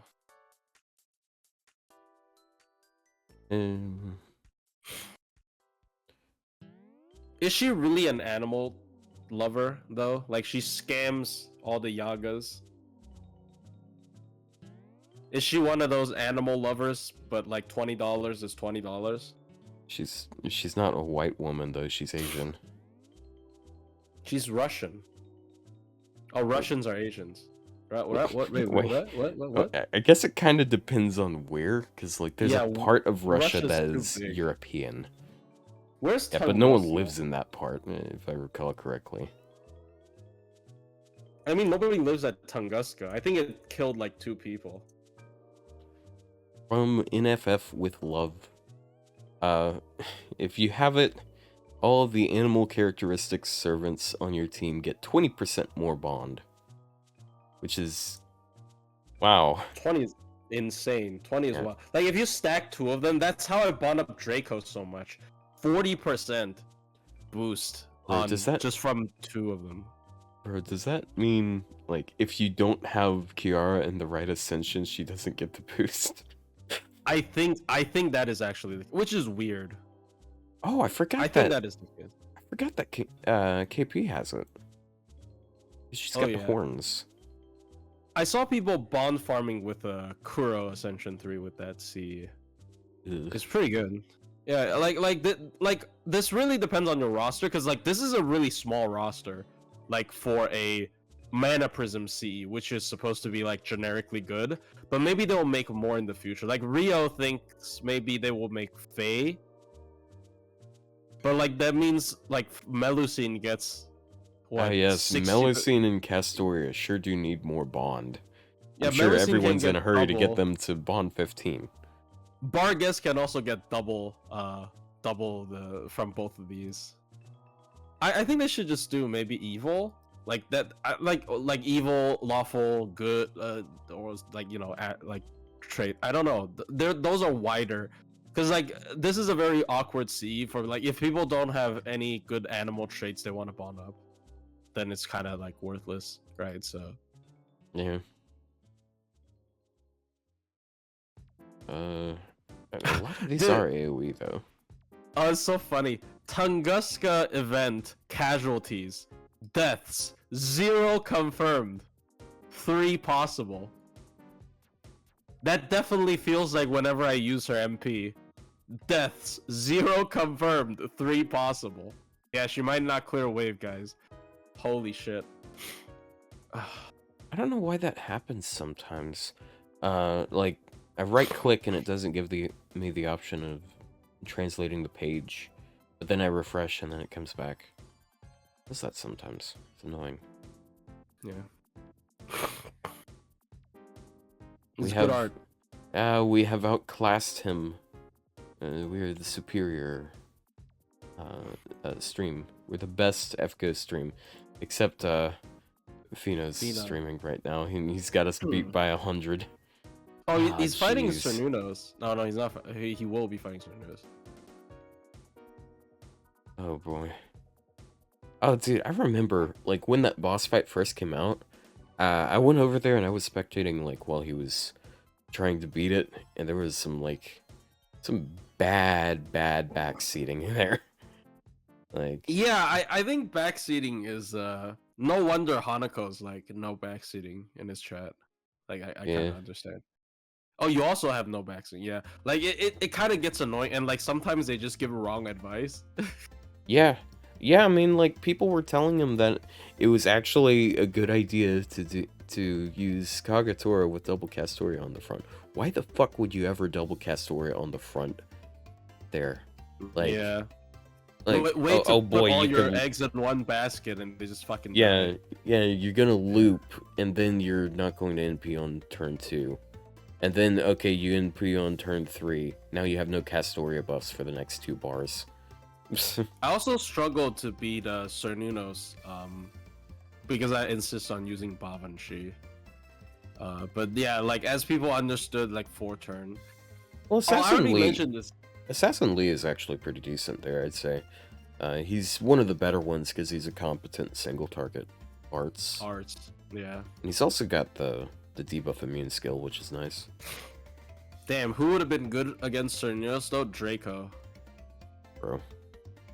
Draco would have been good. Yeah, I mean, I did use it on one of my ults, get but... that 7 Knights damage there. Yeah, just take half. Oh yeah, she takes half damage against Berserkers. It's so weird. Yeah, it's kind of... I didn't expect that. I was expecting her to be ruler defensive, berserker offensive, but she's low-key better than that. I mean, not like she gets demolished by extra class, but that's just how it is. Yeah, she can beat Kern or Cern, but she can't beat Oberbober. Oh, I tried so hard to do no, she can beat Oberon, but it's like, obviously it's a brute force. I tried very hard to solo Prison Tower with her. I still haven't. Oh, Vintox actually beat it? what did he go with for the setup? Oh, okay, shit. He's over there. I gotta check that out. You beat it with the Phantom? Oh, bro, no fucking way. Yeah, I've seen him like stream it back to back. Yeah, like okay. Videos. I have to look at this because I've popped in every now and then. Past broadcasts. A week or two ago, damn. Oberon Final Fight should have been the interlude version. You mean the one with 2 million HP on the final bar? Oh no, you mean you mean the one that unlocks her unlocks his ascension. Never mind. I thought you mean Super Recollection. I'm stupid. I don't think it's a good idea to have 2 million HP on the last bar. That one's kind of bad.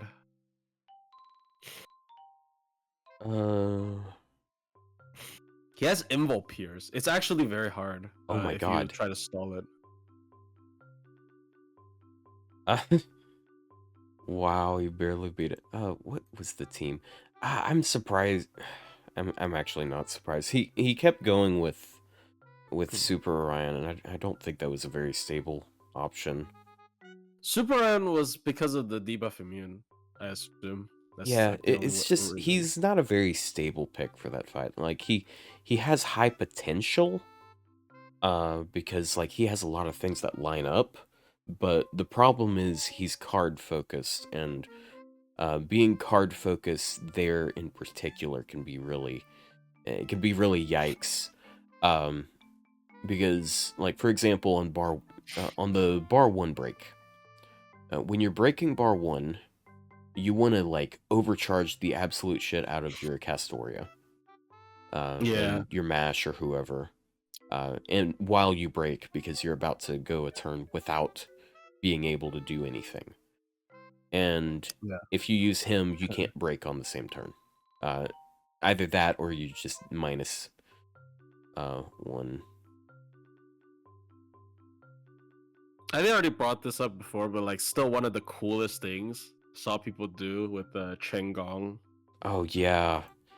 He kills someone with 500-year obsession, and then he gets MP sealed by the 500-year obsession. So Sir Nunos could not use the boxed unremovable MP seal on Cheng Gong. Yeah, that was so clever. That was like the Omega Brain, actual Omega Brain. Yeah. Oh my god. Did he actually sit there for like several hours safe scumming 1 run? What the fuck? Oh, he got there in 6 turns. Oh, jeez. That's 60 chess. Yeah, but like the weird interaction with a Gong and 500 is, I don't know, 500-year obsession is 500,000. Who's even keeping count anymore? Yeah, it's wild. I think it's interesting how it actually attributes to the killer of the servant, including Cheng Gong. I would have thought the code didn't work like that, but it's really cool. He went with Poster Girl on Orion. That is bold. That is some min-turn setup, bro. Poster Girl on Super Orion. That is definitely damage rushing. Yeah. 100% He went with actually I can pull it up right here. This is what he went with. What I was thinking he would probably want to do. I was thinking he would want to do some sort of plug, put Phantom in the back because he does fucking nothing throughout the entire fight, then have him do like the final blow at the back. Yeah. That being said, Plug Suit is so bad there because it does almost nothing. Because you can't stun. 30% attack is not going to make too big of a difference. Does that heal on death? Yeah. Gets 1,000 health. Bruh. I mean, he has like no cost anyways, so. He has to be frontline. Yeah, that's the problem. And he went with Poster Girl too. That's so funny. It's funny because like sometimes I'll see these runs from JP players where they use Poster Girl on their DPS, and I'm like, yeah, for card damage. Yeah, is it actually that viable though? Because you're dropping your attack stat pretty significantly. For min turns, yeah, I think. But I don't know. I guess it depends heavily on. Yeah, depends on your whatever. setup. Like there's like Buster comps notably lacks attack buffs. Like if you're doing like Koyan, you don't have a attack up buff, so it probably compounds pretty well. But like if you're using it on like I don't know like arts, I mean you would never use it on arts, but like you know. Bro, he tried like almost 400 times on stream. Jeez. Fuck, man. Yikes. I mean, I like to sit there and talk about how awful I had it because I spent like 3 or 4 streams. Oh, it's a fucking moth. What the hell? Get out. Speaking Fuck of off. Oberon. Moth flew onto me. But yeah, I mean, I spent several streams, like long streams. No, there was a moth flying around. It was annoying. No, I know that was okay. I'm sorry. That was a shitty okay. joke. Well, no. The sleep arc has only happened. It only started recently, so.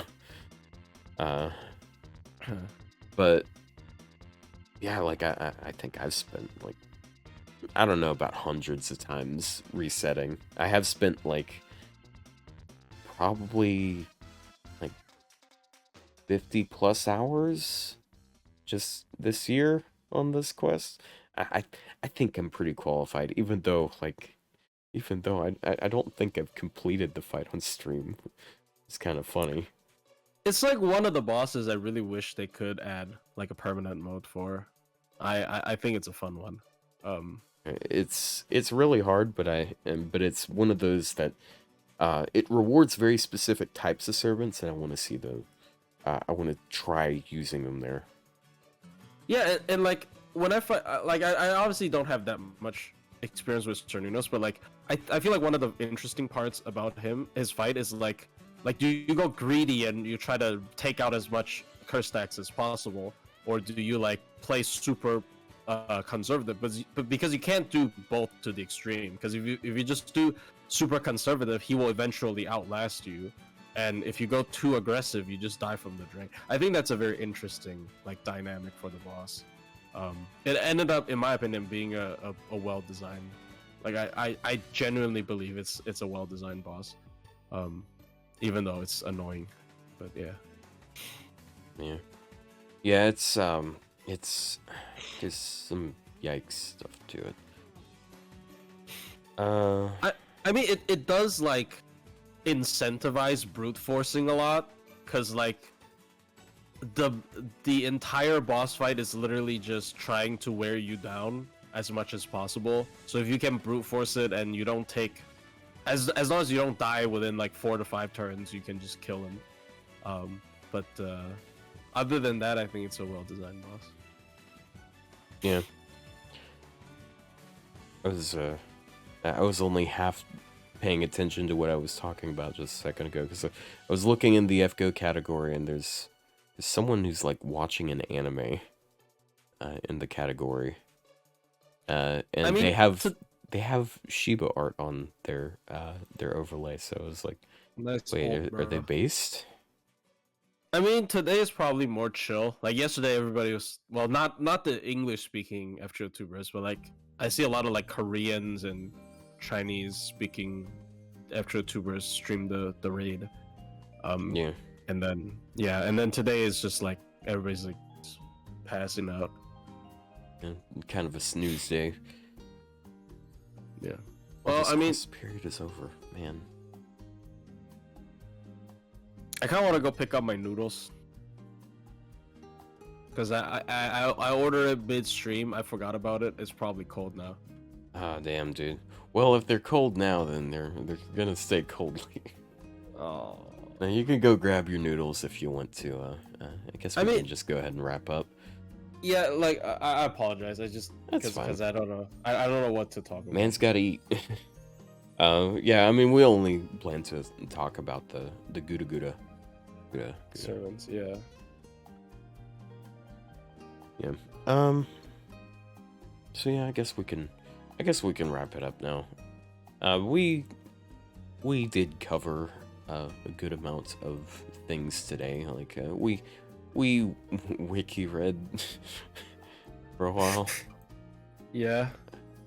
I don't want to call that quote unquote wiki reading, because like I know we put the wiki out in front of us and we read it and all, but like there was so much of it we didn't just like read through everything, because like I don't know, I want to say our analysis is more useful for intermediate and above players, whereas a lot of wiki reading content is more so like introductory content. Yeah, I mean, there's no issue with that, like, honestly, but yeah, it's just like, man, I wish people knew how to look up the wiki and read it for themselves. I mean, yeah, Kenshin, very interesting. I'm glad that people sort of flipped over eventually. Like, because I think it's hard to like not think she's powerful. It's kind of difficult to not think she's powerful. Like, honestly, like she's just so good. Ugh. Oh yeah, Kenshin definitely is going to be getting some solo videos, because she can just like NPR art forever.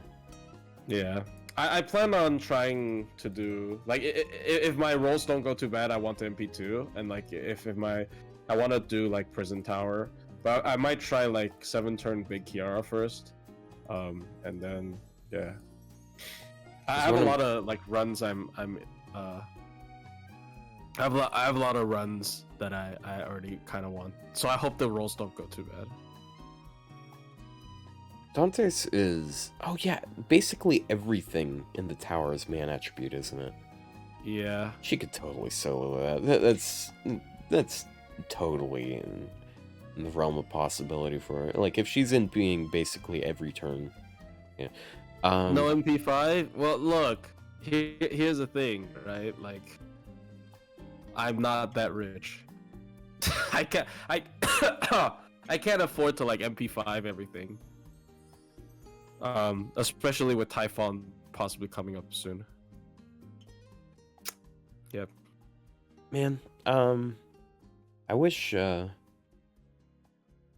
hope that I have good luck with Riku's banner, because like I have my doubts, because like I got screwed over on that last Bakken banner. I'm not sure if I already said that today. I feel like I might have. I think I said it off stream. Okay. Probably. But yeah, I got screwed on the Bakken banner pretty bad, the one that was most recent. It's earlier this year. Put a good amount of SQ into it and didn't get anything at all. But if I got over 300 SQ right now, like it's a decent amount. That's 10 multis. Yeah, surely I can get 3 copies of Riku. Oh, okay. Okay, that is a little okay, never mind. I thought you were aiming for like 1. I mean, I'll be lucky to get that, I'm sure, but if I get NP5 her, yeah, I'll go to 120. Yeah, she's very good. Like one of the big points for me on Shingen was the AoE MP steal, and Riku has a spammable AoE MP steal because she's AoE quick with good refund, and she's like, yeah, it's dumb. Yeah. Man, just thinking of that, It reminded me. I kind of want to make a. Imagine this video title. The many sins of Game Press. Oh no! This is what you Dude. complain about. No. Nah, dude. That would be a kick-ass title. You'd get views and stuff. I mean, yeah, I would. I mean, look, Game Press hate is not rare. That's what I'm gonna say. Yeah. I mean, it's not gonna be just. It wouldn't just be like, oh, look at all these. Look at this stupid thing they said here, or whatever. I'd actually want to level a good bit of criticism and like at least give them props where it's due, or like try to give them constructive criticism on top of that. It's pointless. Well, I mean, like everything we do here is pointless. What the fuck is the point of sitting here talking about FGO in front of all you people? Yeah. Like I mean, I get some money out of it, and like it's fun. But like, I could just do other things. Could be working on that script for that fucking video. It's not even FGO related. I think I'm at over 8,000 words on it now. 4 times the length of my longest essay in academia.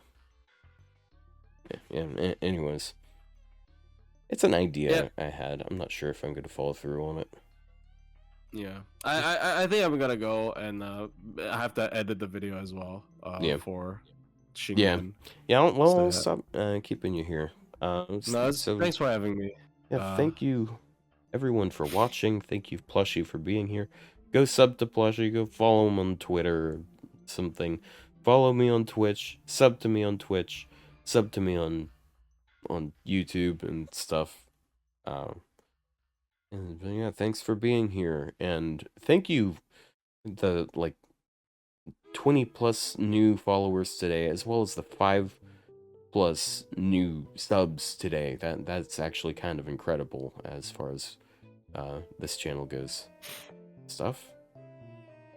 I mean noodles are stuff.